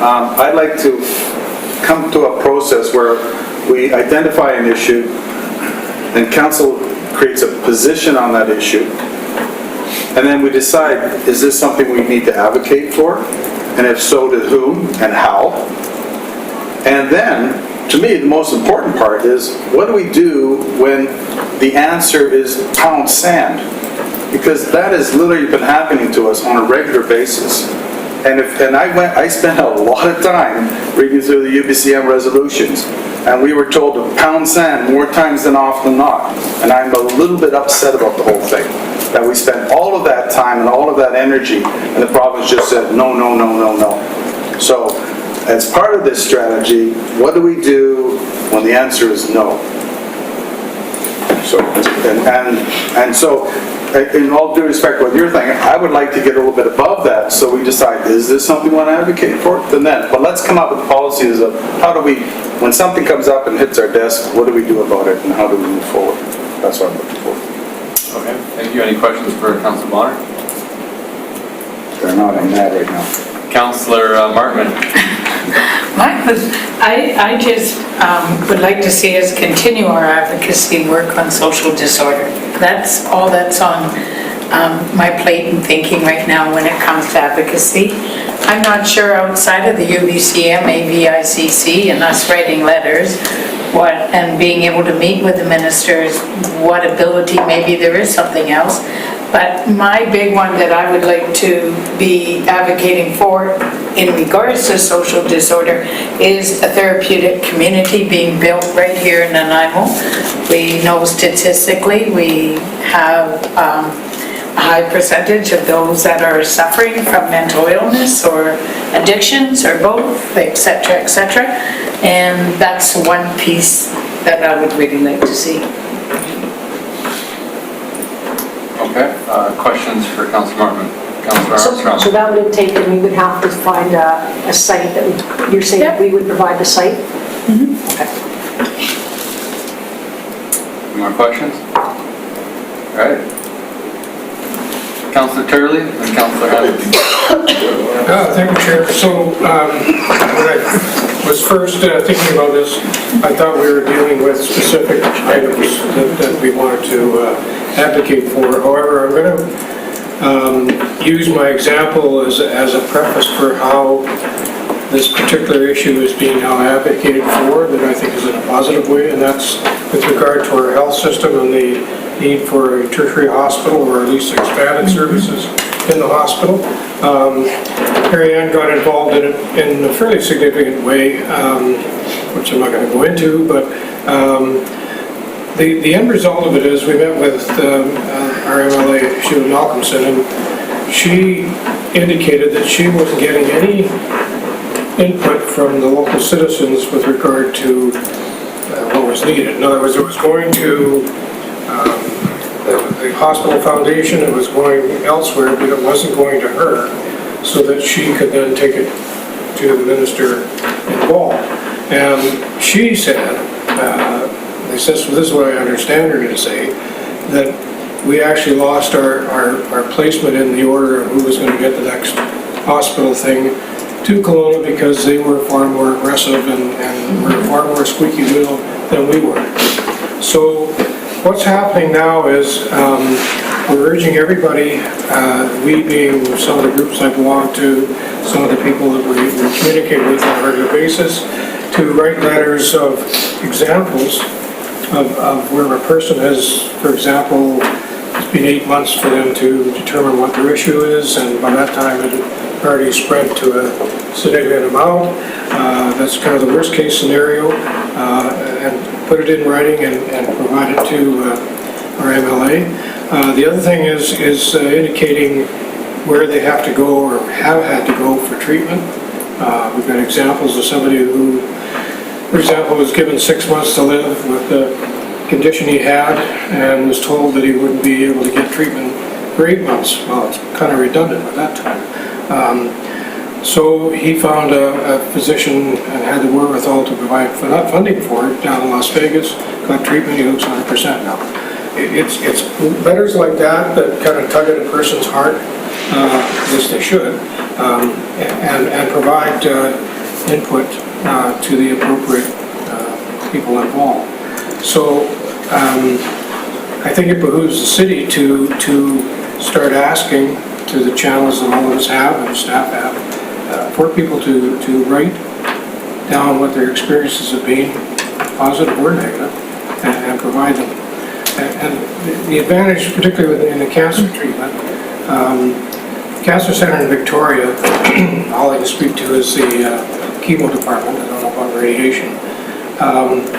The number of up-island patients is almost 50% of what they treat down there. So by having larger facilities here is going to help offset the backlog in Victoria for their citizens. So it's not just an Nanaimo-only scenario, it's just island-wide. I said my piece. Ms. Gurry? Thank you, Chair. That's just a really great example of the power of the citizen advocacy that is out there coming from the citizens. And if council can use its its relationships with those citizens or offer that tool to citizens, it often is a lot more powerful than politicians and elected officials when they hear from people like that. So that's just a great example. I just Good. Just on focus, I mean, I think the tertiary hospital is it's related to the health and housing, but yeah, really focusing on sort of these, kind of grouped it together as social disorder, but maybe we need to discuss how we want to label this, but sort of housing, homelessness, addictions, mental health, and public safety is sort of the scope here. Any questions for Councillor Turley? Any more questions? If I could just make one more comment. Councillor. So the reason I use that example is because obviously I have more familiarity with it. But I don't see why that process could not be used in writing examples of what happened, you know, downtown or north end, wherever, where there was disorder issues. I mean, A useful strategy. Yeah. Councillor Armstrong? Just on that would also be the strategy to get together with those from Qualicum this way and Duncan this way, because they're all the ones that are affected by it. We're going faster than south of the Malahat, yet we get the least, so I think that's where the advocacy role would be all of us meeting together, because having 4 or 5 municipalities speak together is a lot stronger voice than one. Yeah. Great. Next person like to speak? All right. Hemmons and then... Sure. Thank you. So I think this highlights one of the challenges I'm facing as a councillor, is that we've had 4 people speak and 3 different issues emerge. And so we all bring something different to the table that we want to talk to the government about. And so what I'm interested in leaving the room with today is an understanding of these are the key issues that as a council we are going to advocate to provincial government for. Of course, we're always going to use our networks and kind of hope that citizens will follow, you know, any advocacy patterns that we want them to, or not we want them to, but you know, that are necessary. But we need to have focus, and I think we lack it. And I think as a result of that lack of focus, the advocacy feels to me haphazard. You know, there's a letter that went that day, and Minister Darcy happened to be on the island, so we brought her here. I don't feel like we're being strategic about it at all. And going back to Councillor Bonner's point, I think the very first thing we need to do is when an issue arises, whether it's a tertiary care hospital, whether it's social disorder, we need to figure out what our position is and write that down and be clear about who speaks that and when and in what context. And if it's a letter writing campaign, great. If we're going to seek meetings with the ministers, great. But let's get it on paper and agree on it. Because right now I feel like we're shooting off in a million different directions. Great. Do you have a question for Councillor Hemmons? No. No, I don't. Did you want to speak to specific areas of focus? Well, I think, yeah, I think obviously, I think the health and housing file is our biggest, and whether you call that public safety or social disorder or whatever, it's all wrapped in the same thing. And again, you know, even just 3 key messages that we have our 3 key messages that went to Minister Darcy. We're going to be a spot for innovation. We are requesting more treatment services at our modular housing. Like, we had 3 specific asks, but every time we have an opportunity to reiterate those asks, I feel like we're not nailing them down, and so we're appearing disorganized. And I think, Jim, to your point, that's bearing out, right? So Kelowna's getting the hospital, whereas we're not. And I don't know that we need a strategy per se, but we just need to be on the same page, and I don't feel like we are. Thank you. Yeah, my hope and understanding for this session was to hone a little bit of what are we advocating for around homelessness, mental health, addictions, public safety, sort of what we've kind of been, the goalposts have moved, whether we're calling it social disorder or homelessness, and I think that's part of the issue that we're kind of not quite clear on exactly what we're advocating for on the specific issue.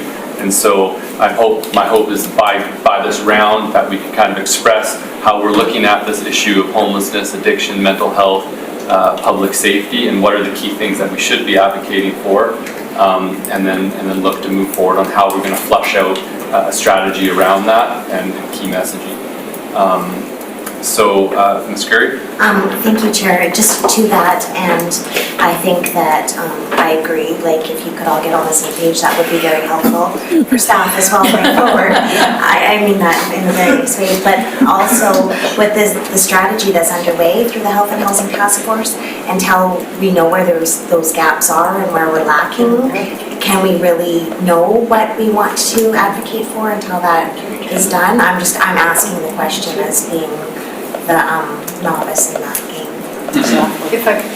I think it's a good point, just to answer the applicants. Yeah, just in response to that, I think we knew long before the Health and Housing Task Force convened what our issues are, and we have hard data on our poverty rates, our children who are going into school unable to read, etc. We have hard figures on this, and I think we don't need the task force will give us extra information, which will be valuable, but I do not support waiting on what comes out of the task force to get an advocacy position and strategy in place. Because that's the task force, right? That's a whole bunch of voices. This is our table, and I think we should be directing advocacy. Question for Councillor Armstrong, for Hemmons? When you said that you think we missed the boat, can you give me an example? Because I think every time that we've had the opportunity to advocate for the homelessness or for mental health, we've been doing it. I mean, our mayor's spoken out publicly how many times to the IR Summit, to the great happiness of many in the community looking for that. So I don't know where we've missed the boat. I think I was using the term miss the boat in reference to the tertiary hospital going to Kelowna, but I do feel that we should have position statements on hot topic items like homelessness. And I agree, the mayor does what he can, but I'd like to be more strategic about the rollout of that and not just hear that Leonard did a CDC interview and I get the same information at the same time as the residents and I don't know what Leonard said and it wasn't agreed upon at this table. It doesn't have to be agreed upon at this table. Completely, but if we want to be strategic, it probably should be. I disagree, but. Okay, Councillor Martman? Question. Yep. So I'm trying to understand, Councillor Hemmons. So I think we have played advocacy roles in whether we were at UBCM or FCM or the mayor on the radio or us writing letters, because we have written letters as a council. I'm wondering, perhaps the strategic is when an item comes up, like the hospital, etc., that it's then that we identify. There's nothing to stop us as council to say we're all united, please send a letter. Or what? I'm trying to understand what you're looking for that's different. And so I personally don't think we're being strategic. Which way? We have AVICC resolutions and UBCM resolutions coming forward from individual councillors, which is appropriate and good. But if we're going to say, okay, so homelessness is our issue this term, this is what we get the emails about, we should probably align our resolutions as such and use that opportunity to be with provincial politicians in that arena in that way. Now, as far as letters go, letters are haphazard. What if we had a schedule of every month we have a letter? What if when we didn't get the Foundry, we had a position prepared? If we don't get the Foundry, we send that letter. If we do get the Foundry, we send that letter. But we're kind of always on our heels, I feel like. If we didn't get the Foundry and there's no official position from council, despite us putting resources and staff time on this issue, and we have no ability to, we have nothing crafted to say, wow, we didn't get a Foundry. That really surprised us because look at our rates of poverty. Look at look at our homeless rates compared to Vancouver. I just think we could be more prepared and more proactive. Does that answer your question? Sort of. I think I'm more skeptical than you. Yeah, and fair enough. I'm not sure how far anything, and I think, effective. As I've said previously in advance of this conversation, we do have someone with a lot of provincial politics as experience. So what does work? What can be seen as, or is it just nothing?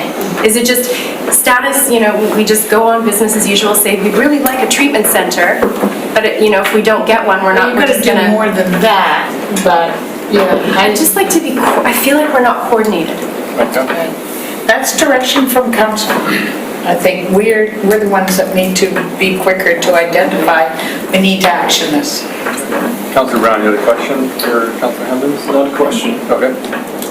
I'm in full support because, like Councillor Hemmons, I do not think, I think everybody on council has their individual positions and that's great.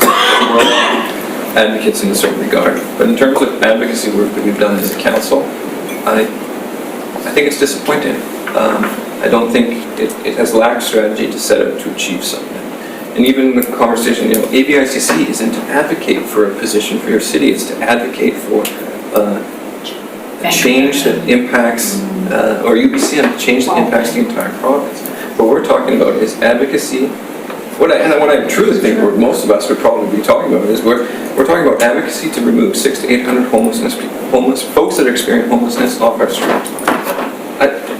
That's a question of crime, it's a question of economics, it's a question of social justice.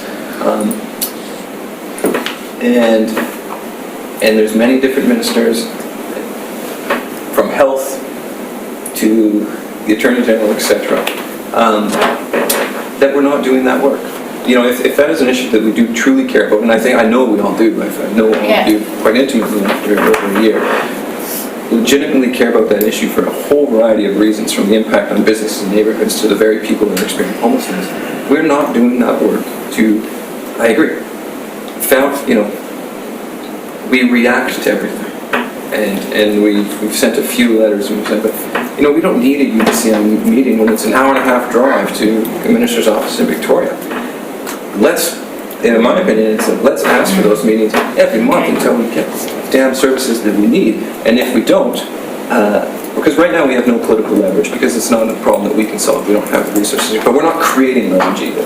And so I would like to see a strategy that sets out, regardless of the issue, but I think we'll probably all agree on one that is a fairly hot topic, creating a push to do so, that sets out to create political leverage to get the services that we know our community needs. We have the stats, and we'll have more information, further granularity, but we already have the stats. Let's figure out how to get the leverage, and then if the provincial government continues to not give us those services, they can answer for that come election time, because we will have a chain of evidence and a chain of advocacy that suggests that we did our part, whereas the other players.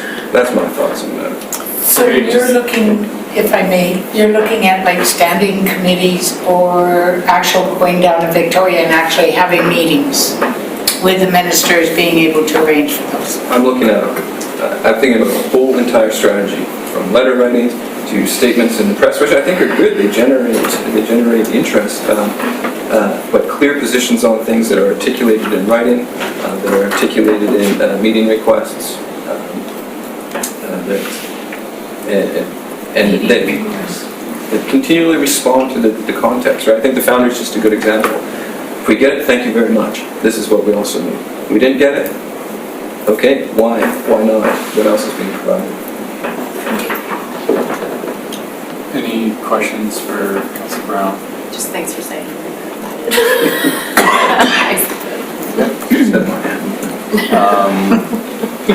So I had Mayor Krogh and then Councilor Thorpe. Thank you very much. Firstly, let me just say that, notwithstanding what may have been said, I'm never convinced that because some community advocates were strong enough, they get the hospital or they don't get the hospital. I can assure you back in the 90s when Kelowna got the Cancer Centre and had elected SOCRED MLAs and Kamloops had elected NDP MLAs, the logic said that Kelowna should get the Cancer Centre, and they did, notwithstanding that Kamloops advocated strongly for it and had two MLAs, including one of whom sat at the cabinet table. So I'm never satisfied that those things actually work that way. Port Alberni has a Supreme Court House, a lovely new court facility that was completed, I think, in the late 80s, early 90s. I can't remember so long ago, but it was part of a longer-term strategy. And guess what? That court facility has never, ever been utilized in the same way that Nanaimo was. So governments make mistakes. In the 90s, you built or renovated an old one or built a new school on average every 3 weeks for a decade, including building one in Prince George that never actually had a student enter it after it was built, because of your commitment to strategy and planning and all of those things, and maybe successful advocacy. So let's disabuse ourselves of the notion that somehow we're going to have a perfect strategy. I agree with the concept of the strategy, but ultimately it is about constant public pressure. I mean, as all of you know, 7 of us mayors, including myself, have written to the provincial government. We haven't heard a date about a meeting yet with Ministers Robinson or Darcy or Dix, but you know what? We're asking for it. Because to come back to where this conversation has mainly been focused today, we can call it social disorder or not call it social disorder. You can call them institutions or you can call them therapeutic communities. You can call them whatever you want. But I'm not hearing anything different this past weekend than I did the week before, the week before, the week before, the week before. The issue that people are talking about relates to homelessness, housing, addiction, mental health, the petty crime that flows from feeding those addictions. Whatever position you want to take on it, that's what people are talking about, and that's what they write to us about. If there is one thing we could fix as a city, that would be it. But we don't have, as I've said many times, the jurisdiction, resources, the money. So, if it comes to an advocacy strategy, maybe we focus on simply this, that we want the therapeutic community, the facility in our community, that we acknowledge that the concept of a one big institution at a Riverview in the Lower Mainland doesn't work for people. It doesn't make sense. Healthcare should be closer to home. That's what Justice Seaton told us after an amazing, long, and intensive public inquiry into healthcare in British Columbia. So I don't think anything's changed. So maybe that's what we advocate for. And that strategy, in my view, has to be multi-pronged. It's, yes, I encourage everybody to write letters, which we've all been doing, encourage people to talk to the local MA, which we've all been doing, work with other mayors, which we are doing, speak about it publicly, which we have been doing as well. But, you know, having said all that, and this having been a growing and constant problem for 2.5 years, let me also point out that in the provincial budget, and the throne speech, the only mention around this in general was an increase in funding to deal with the health of youth, mental health of youth. That's it. So obviously, notwithstanding that it is the topic on everyone's lips, it's not being very successful. So I guess my question is, as a council, do you continue to advocate in general? Do we step back now and say, all right, well, we're going to focus on a therapeutic community or a facility that will serve those who, the most severe cases, who are going to get identified through the Health and Housing Task Force and the work of Dr. Turner? Do we focus on something sort of small and very specific and say we'll be the leaders in the province on this? And we'll be able to show that once you put this facility here, that it works and it actually achieves an improvement in the kind of crime that I see. The president of Museum Society has just flipped us another email about a family being threatened by an addict with a knife on the stairs near the museum. I mean, what is it we're going to do? Because I am a bit concerned that we are spending a lot of time talking about what exactly we think the future should look like without doing something practical in the meantime. Make the practical is that. It's specific. Let's go back to our original letter to Minister Darcy. This is what we want. We want it right bloody now. Maybe that's what it is. And maybe we need to have that discussion.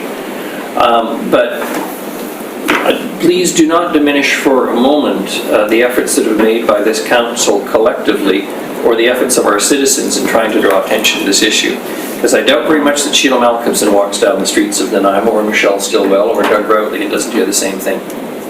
I can't believe for a moment it's only my ears that hear all this in this town. And I look around this table and the nodding smiles and knowing looks, and we know that's the case.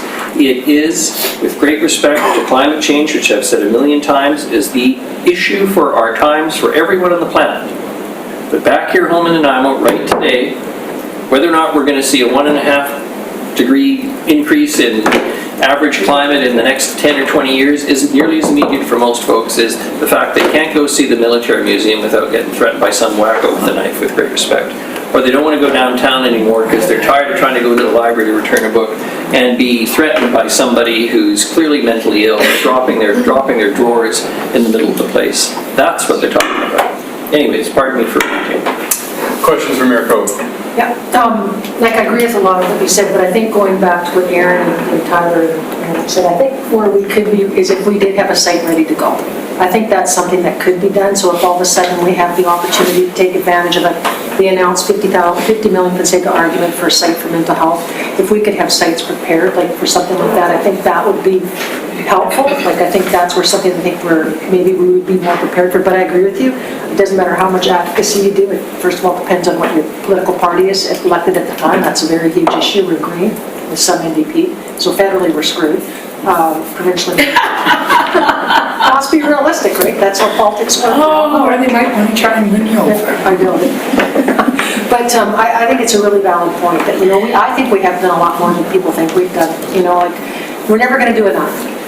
And I think the other thing that we have to focus on that we forget about, like every email I return, I always talk about this council approved 15 new police officers. That's a lot. That's a huge budget increase. 2 bylaw officers, 4 more firemen. So we are doing a lot for public safety which within our control. I mean, maybe we could do more, but I think we forget about that. Like, those are huge issues. Like, to put more boots on the ground so that they can start doing the foot patrols back downtown is huge. And I think we've got to remember that when we think about what we haven't done a lot. Those are huge things to have done. I mean, we hadn't had a police increase in, I don't know what, 15 years, 10, 15 years? So that's huge. So we've got to remember that part too. So that people do realize we are taking this seriously by doing those things. Great. Questions for Mayor Krogh? Comments to you, to the Mayor? From your experience, I'm just curious if, so it's very clear from the Jones speech and the actions of the government that youth mental health and the housing first approach is the approach that they're taking, or the things that they're emphasizing. Is there advantages to aligning your asks with the push by the provincial government? The advantage is that you would perhaps get money around youth mental health funding, and which would be a wonderful thing to have in this community, all right? And in terms of housing, we're already doing fairly well, and many people are ignorant of what we're doing. Chris wrote today and wanted more seniors housing, and I was happy to write back, because all of you seen my short email, reminding her that there's 159 units halfway constructed at Buttertubs, that Brecken is well down the road, and on Rose Hill we've got another 24 supportive housing units for people with all sorts of issues that they face on a daily basis. But having said that, it's not the issue that is the most important to the people who talk to us. Youth mental health is the long-term solution.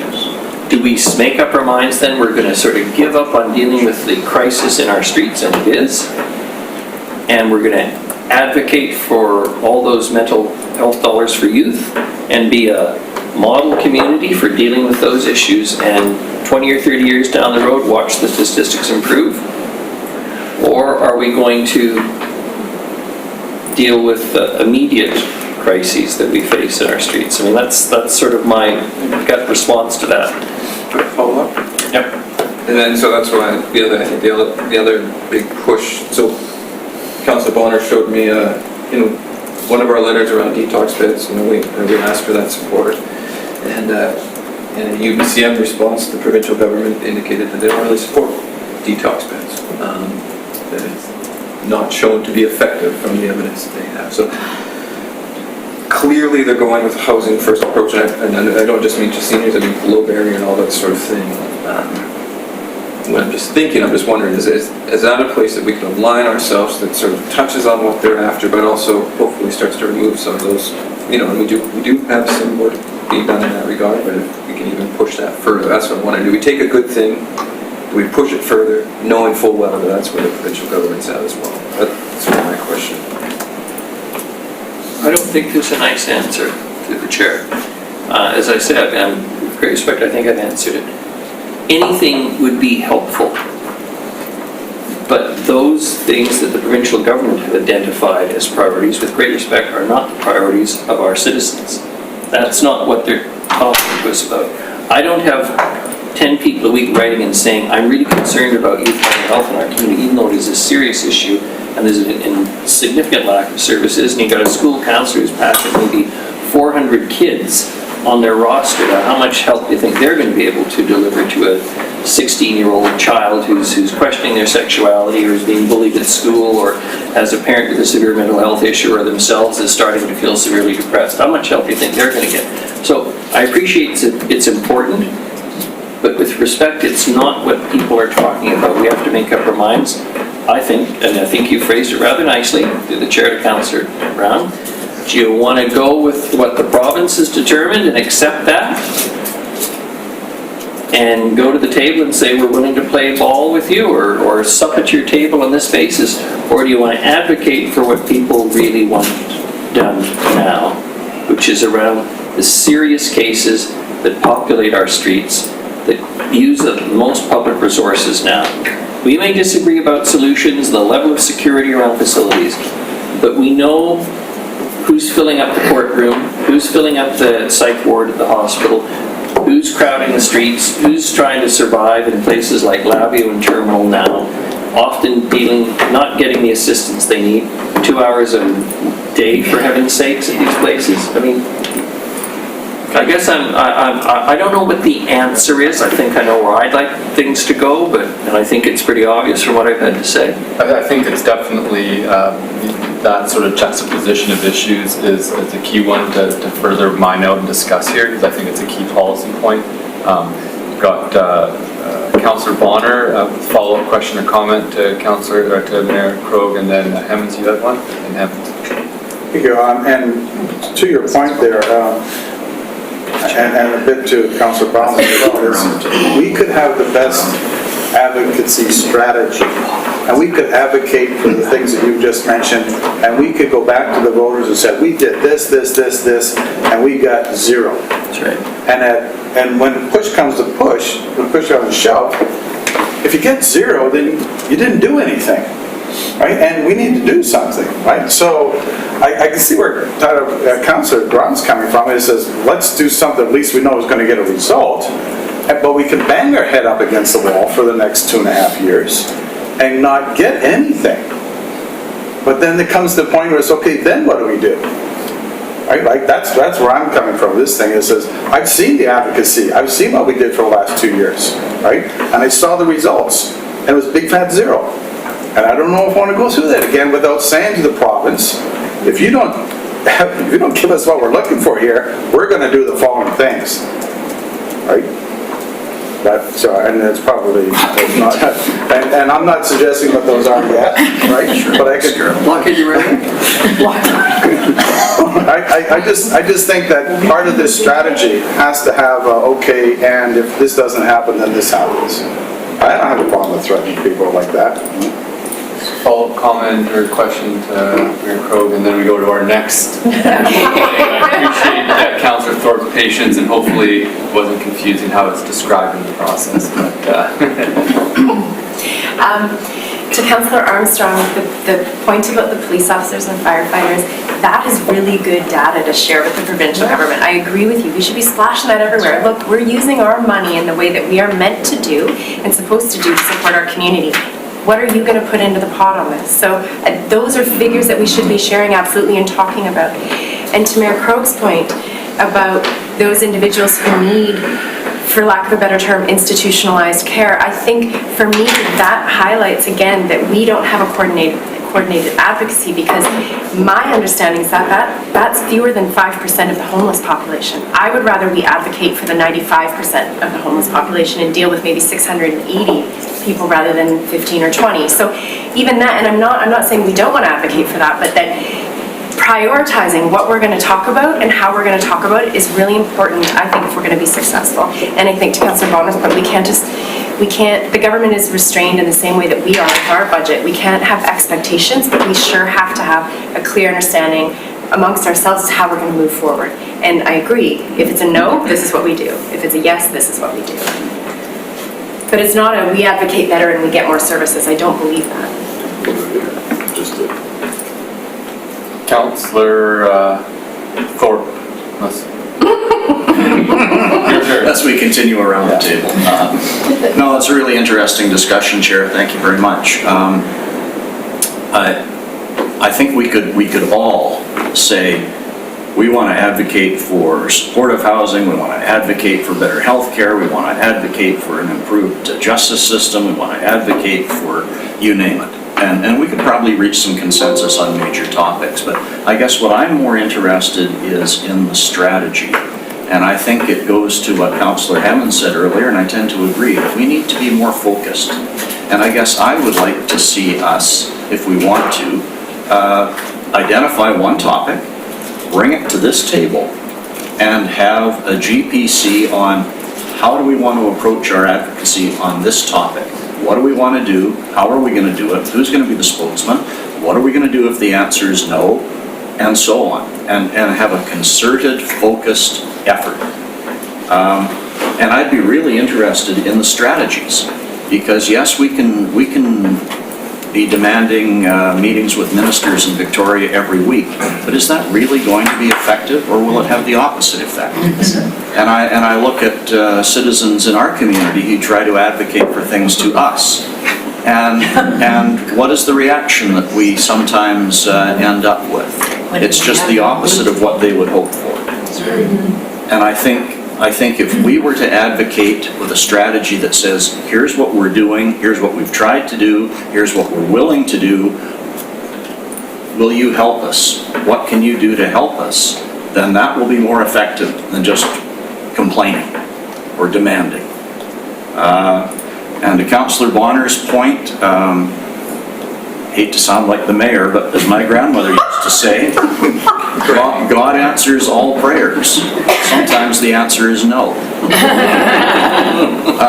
Well, maybe you just have to be able to deal with that and find another route to advocate. But I think we do need to be more focused. And I think what I would like to see us talk about at a future meeting is strategies. And if I may, while I have the floor, to Councillor Turley's earlier comments about the tertiary hospital, there has been, I have to say, a community groundswell letter writing approach to the minister. I don't think it went to Sheila Malcolmson, but it went to the minister. I had a letter in reply saying, thanks very much. And I'll just indicate to the council that at the upcoming AVICC in the Mayors and Chairs Forum, Dr. Copeland will be presenting on the need for, or the plea for Nanaimo to be made a tertiary hospital. I think there's still movement happening in that direction, and we'll be hearing about that with the Regional Hospital Committee tomorrow, getting an update on capital projects. So, anyway, thank you. Thank you. Any questions for Councillor Thorpe? Comments, clarification? You've got one? Thank you. I appreciate that. And in your story from your mother or grandmother, you said sometimes he says no, right? In this particular case, it's always. But they're not God. Yeah, not yet. Excellent. Well, I appreciate everybody entering into using the round table. And sorry it didn't go around, but it was more popcorn style. But I think we got to everybody. So yeah, from my perspective, I'm hearing two things. One, a need for focused discussion on strategy process. When there's an issue that it comes to the council table, we have a discussion on what our policy take is it, and from there flush out a bit of a strategy. And I think that the template that Ms. Faroki gave us is an excellent thing to work through as a council when we do have these issues come up, regardless of what area. And if we could, you know, as an outcome of a GPC, when we do have an issue that come up that we need to take a policy position on and potentially advocate, that the outcome is a document that basically answers these questions and outlines it. So we've got a council position and an advocacy strategy. And I think that if we work through that, so that's what I would strongly suggest and advise to move forward. Yes.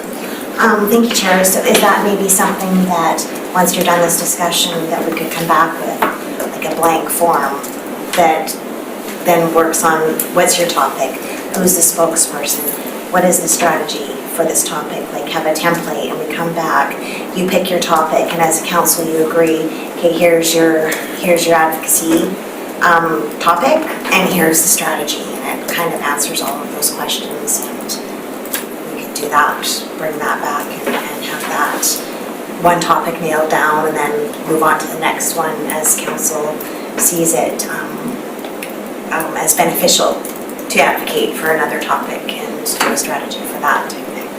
I do believe that the strategy for the topic is unique, like so different ways to advocate depends on what the topic is.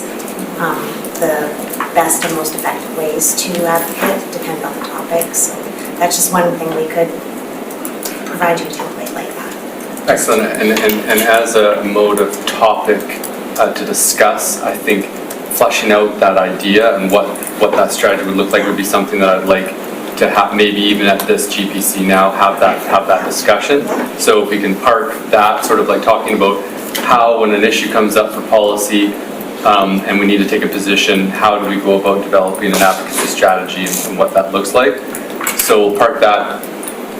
Rest of my comments is that specifically with homelessness, addiction, mental health, social disorder, I do think that we do need to focus a little bit, and that I'm of two minds. There's definitely what is available that the province is offering, and I think that it's my personality take is when something's there to mine that and get whatever you can out of it for your community when there's willingness on the other side. And I think, for example, I know in this particular budget, there is 50 million set aside for wraparound services for supportive housing. That's something that we have been advocating for, and I think that message did get through the minister. We need now to mobilize to make sure that when supportive housing that comes in here, that we're making sure that those wraparound services, that funding is being placed here. I also do think that it's really important when we're having these discussions on issues is that we are operating from data. And I do understand that. I can see from the province's perspective looking at it, it's like, okay, we've got X amount of homelessness population. It is 90% made up of people from that are homeless, don't have enough money for housing, suffering from sort of a certain degree of addiction or mental health, and may not be that 5% of which may be creating the perceived public disorder of which the mayor is speaking about. So that to figure out where is our best bang for the buck in doing that, and of course addressing that the people that do not have access to housing or proper mental health support will much more likely and quickly end up in that 5% of folks that you can't house in the current supportive system, and we do need to address that and put a lot of resources into it, and I think that's potentially where the province is going at it. I do understand that the position what the mayor has been very vocal about, and it's definitely struck a chord in our community, and I think people are looking for some action on feeling safer and seeing these things in the street that a lot of folks aren't used to seeing and feel safe. I was saying earlier that the other day I was punched in the chest by somebody, and that I'm a 30-year-old man that can handle a lot differently than somebody that might be vulnerable. Those are issues that we do need to address, but how much weight are we going to be putting on it? And I think that if we had a bit more data or access, and we've got a lot of anecdotal that this is the issue, but I'm hesitant to go whole hog in that direction because it's a quick, easy solution and that everybody is immediately can identify with. I can identify with it. It's like I walked down the other day, saw the bank, and I saw somebody running around without any clothes on. Like, we do have examples of it. It's easy to be like, yeah, that's the solution. But if we're messaging that, we can quickly get the public to think that is the issue when actually there's, instead of the 10 people that you see, there's a whole 790 that are vulnerable to ending up in that case if we don't put resources into it. So I think that we need to look at what is our strategy with the province in terms of getting resources? What are the gaps that we're not getting that we need to be like, hey, you need to pay attention to? And what is the most productive messaging to the public to give to make sure that we have the public pulling in the direction that we need them to pull in and be educated on? And I'm not 100% confident that we've nailed that down. And so in this discussion, in terms of we've got one on sort of like overall how we deal with policy issues and developing an advocacy strategy, and then nailing down specifically what is our focus with homelessness, health, housing, addictions, and public safety. And so for the purpose of this discussion, do we want to have a discussion further fleshing out, having a quick discussion on how we deal with an issue when it comes to the table and flesh it out, or do we want to focus on specifically what is our strategy going forward for social disorder, addictions, public safety? Councilor Brown. Thank you. I think those very good points. My preference would be that we have a GPC Part 2 on this to do exactly as Councillor Thorpe. Numerous councillors have sort of hit on it, is that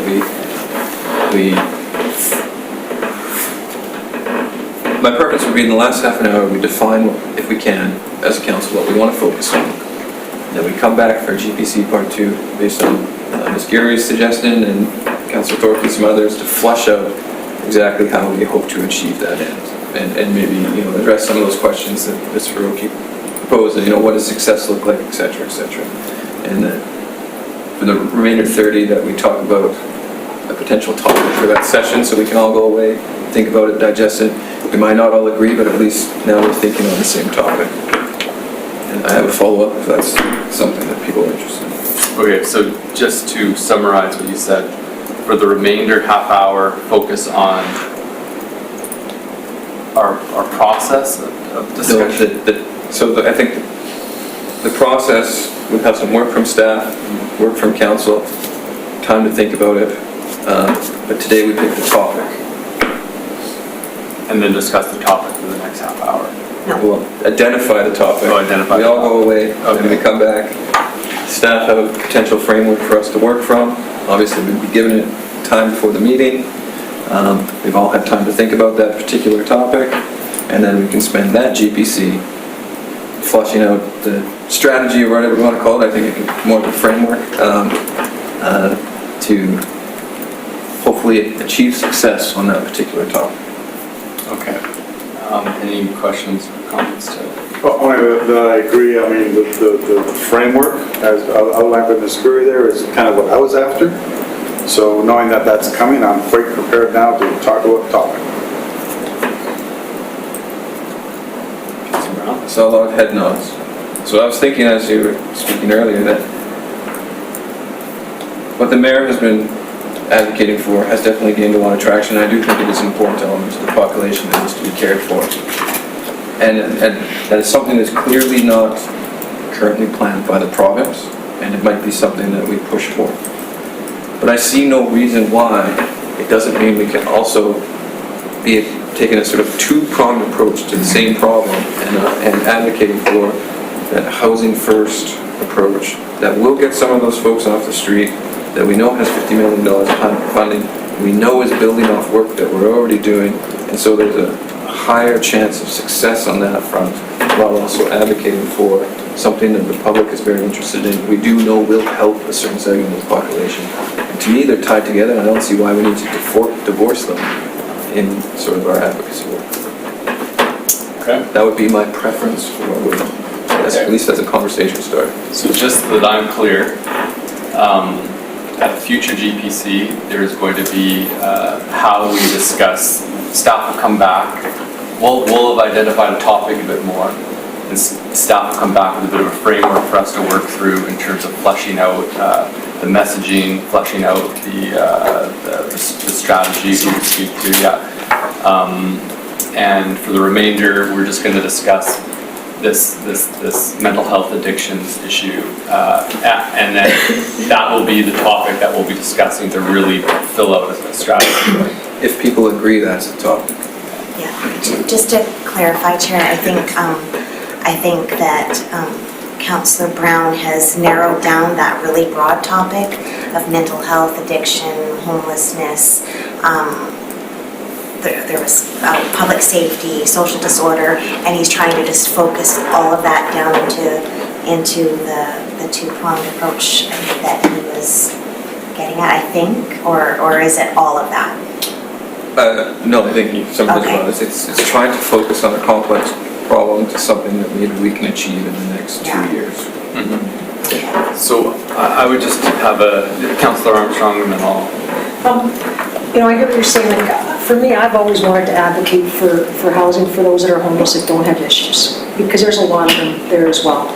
and they don't need the supports, but they do need houses, and right now they don't qualify, because you have to have an addiction to get into our supportive housing. Yes, you do. Go check with them, they'll tell you. I can show you email after email from people that wanted to go, but without an addiction, they don't get in because those are supportive housing units. So they want people that need supports, so they don't accept them. So I think we need to really start looking at that.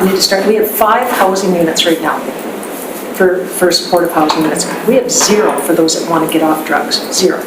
That don't want to be in dry, they want to be in a dry facility. We have 0 supports for those who are the working poor, 0. I think that's something that can start helping eliminate those people from maybe becoming the addicts or the thieves because they have no hope. Like, I mean, there's some of these are homeless on the streets that have jobs, that are living in their cars, that are living in their motorhomes. I think we need to put some focus into that as well. We're putting so much focus into housing those with mental health issues and drug addictions. We're forgetting about the others that need our support as well, that are paying taxes. So I really worry about that segment that's being missed upon.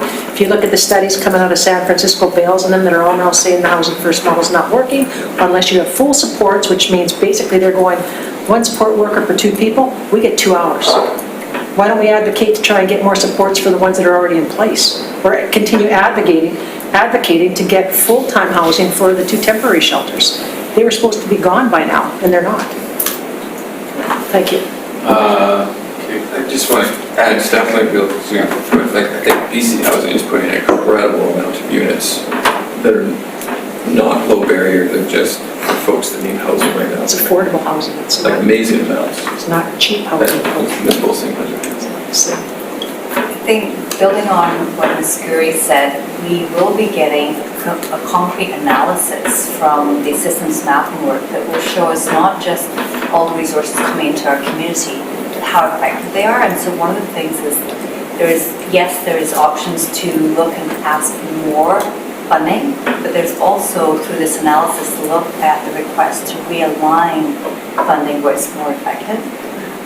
We're dealing with a housing situation that is very different than 10 years ago, where we may need to realign resources and we don't know yet what we don't know.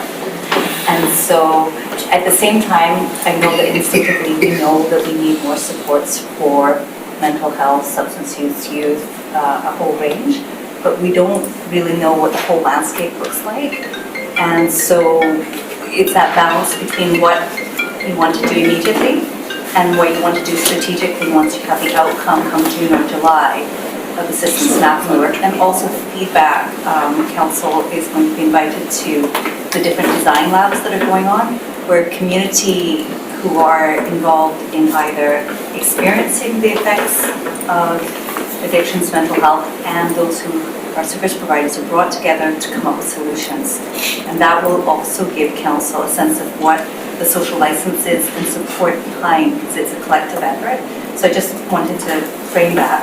And then in terms of housing, we certainly do have things like rental supports that we have actually units that are affordable, run through the Nine Affordable Housing Society that don't require you to have a mental health challenge, but will often take people, those who are mentally struggling as well, but without the need for 24/7 supports. And then we do have, like, between the John Howard and Vancouver Mental Health, not everybody who is in those housing struggle with addictions, that they also do have. So we do have some of those things, but what we're lacking is we do have gaps, big gaps, as Councillor Armstrong mentioned, we have big gaps where we have people on serve. I'd like to throw in one extra point, and that is recent conversation with a member of the RCMP. And one of the systems mapping outcomes is to identify the top 50 individuals who are being so poorly served that they require an inordinate amount of resources, both RCMP and health.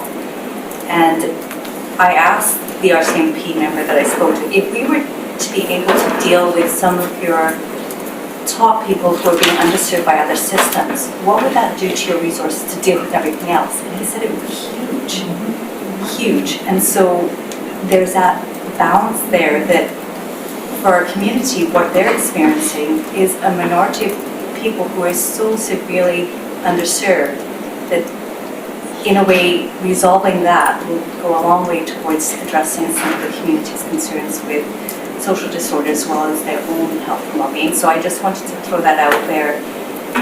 This will come forward. I actually asked the our safety representative to make sure that he was participating in the design labs and could share some of that information. So thanks for your time.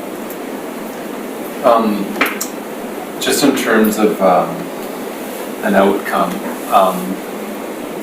I think this as a topic is the key topic, the most important topic that we need to flesh out and have a bit of a strategy going forward.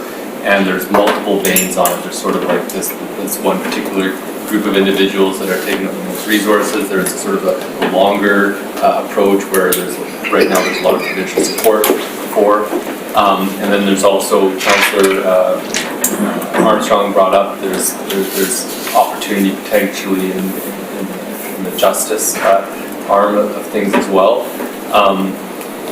And I think that we do need a position on each of those things and strategy going forward. Some may be more intensive, others might be, a very simple approach for advocacy. But I'm wondering if, and this is a question to staff, if we continue having this discussion around our understanding and approach on homelessness, addictions, mental health, public safety, that the next coming GPC or at a certain GPC, you'd be able to take this information and input it into a bit of a structure around sort of key topics that then we can further flesh out.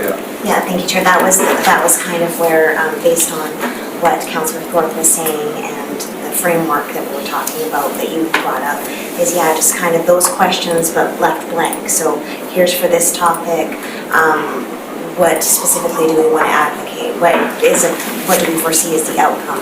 Answering those questions and developing a framework strategy for those topics or that overall topic. The one thing that you brought up is the data. And for all of the different things that have been discussed, staff do have data, the Health and Housing Task Force has data, RCP has data, we have data everywhere, but it's gathering that and combining it. And so there's the capacity part of this whole process that we haven't really talked about. So I just want to keep that in mind, like how much would you want for the next GPC? Like we can put the topics in the framework and we can fill them out at the meeting. I just don't know how much time and or capacity we have right now to get that all put together with everything else that's going on. Okay.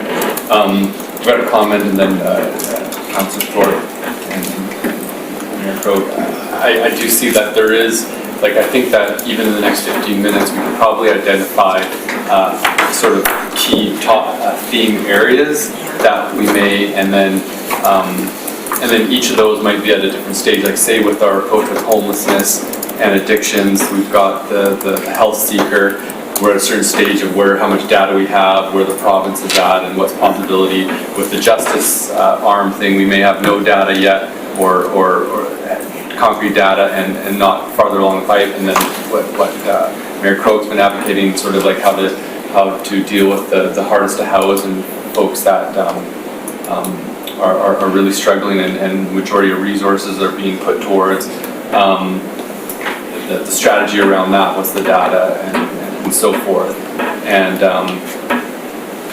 then if we factor in sort of like staff capacity to deal with fleshing out each of those ones, there's a lot, and I'm just curious, like for when council sits down again to discuss these issues, what would be effective or not, and I guess those are my questions. But Councillor Thorpe, would you? Well, thank you, Chair. Through you, just in terms of our process moving ahead, I'm just wondering if we just need to endorse the recommendations that came with this report, which involves having staff draft some ideas around social disorder and schedule a future GPC to discuss advocacy issues. Would that be sufficient for a decision point today? I'd second that motion. If that's in order, I'll move the recommendations. Wow, that was easy. What sage advice. Was that moved Yes, by it Councillor was. Thorpe, seconded by Councillor Hemmons? Discussion. You go ahead. Okay, just one concern I have is social disorder is a big topic. And I do think effective advocacy or effective anything needs, strategy has to have a certain level of focus. And I sort of thought that's where we were getting to in the point of conversation, is to identify so those 1-2 areas that we're going to focus on. And I'm not sure that, I think, yes, I'm just not sure that social disorder as itself is enough focus. Do you have any, just a question that, do you have a suggestion potentially of you to tease that out?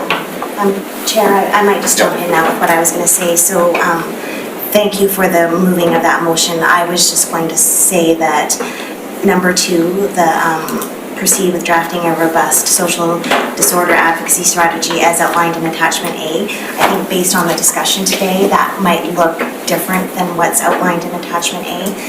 I was thinking more that we would come back with the framework with you to flesh it out as we've discussed earlier. So basically by moving and seconding this recommendation and going forward, that does kind of close the conversation today, which is good, but just know that staff kind of have a different idea, I think, that you'll all agree on with what we're actually going to be back with. Does that answer your question, Councilor? So I think we're going to flesh it out more on the next meeting, but this motion will cover it if you proceed with. Okay, Councilor Bonner? I agree that I think we have enough expertise at this table to figure strategy out, but certainly having a framework that we just move along, just help the meeting go along, but we have enough people here that I think we can do that ourselves. Okay.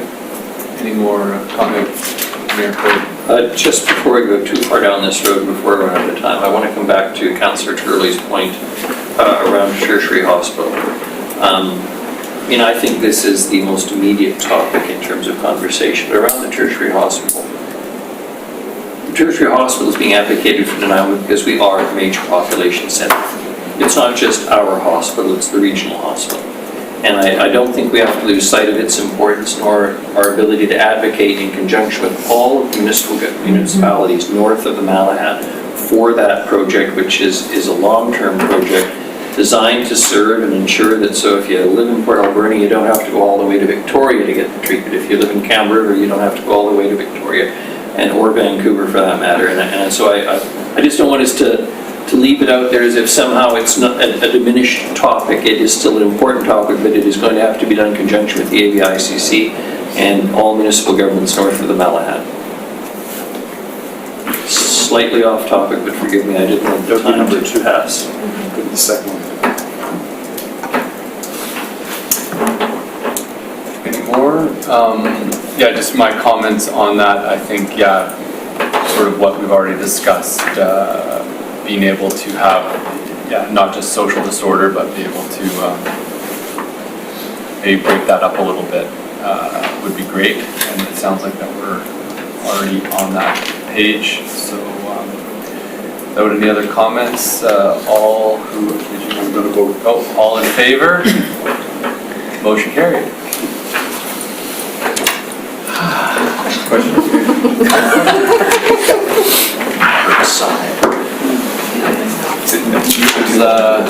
No questions? Procedural motion none. Motion for adjournment? Motion to adjourn.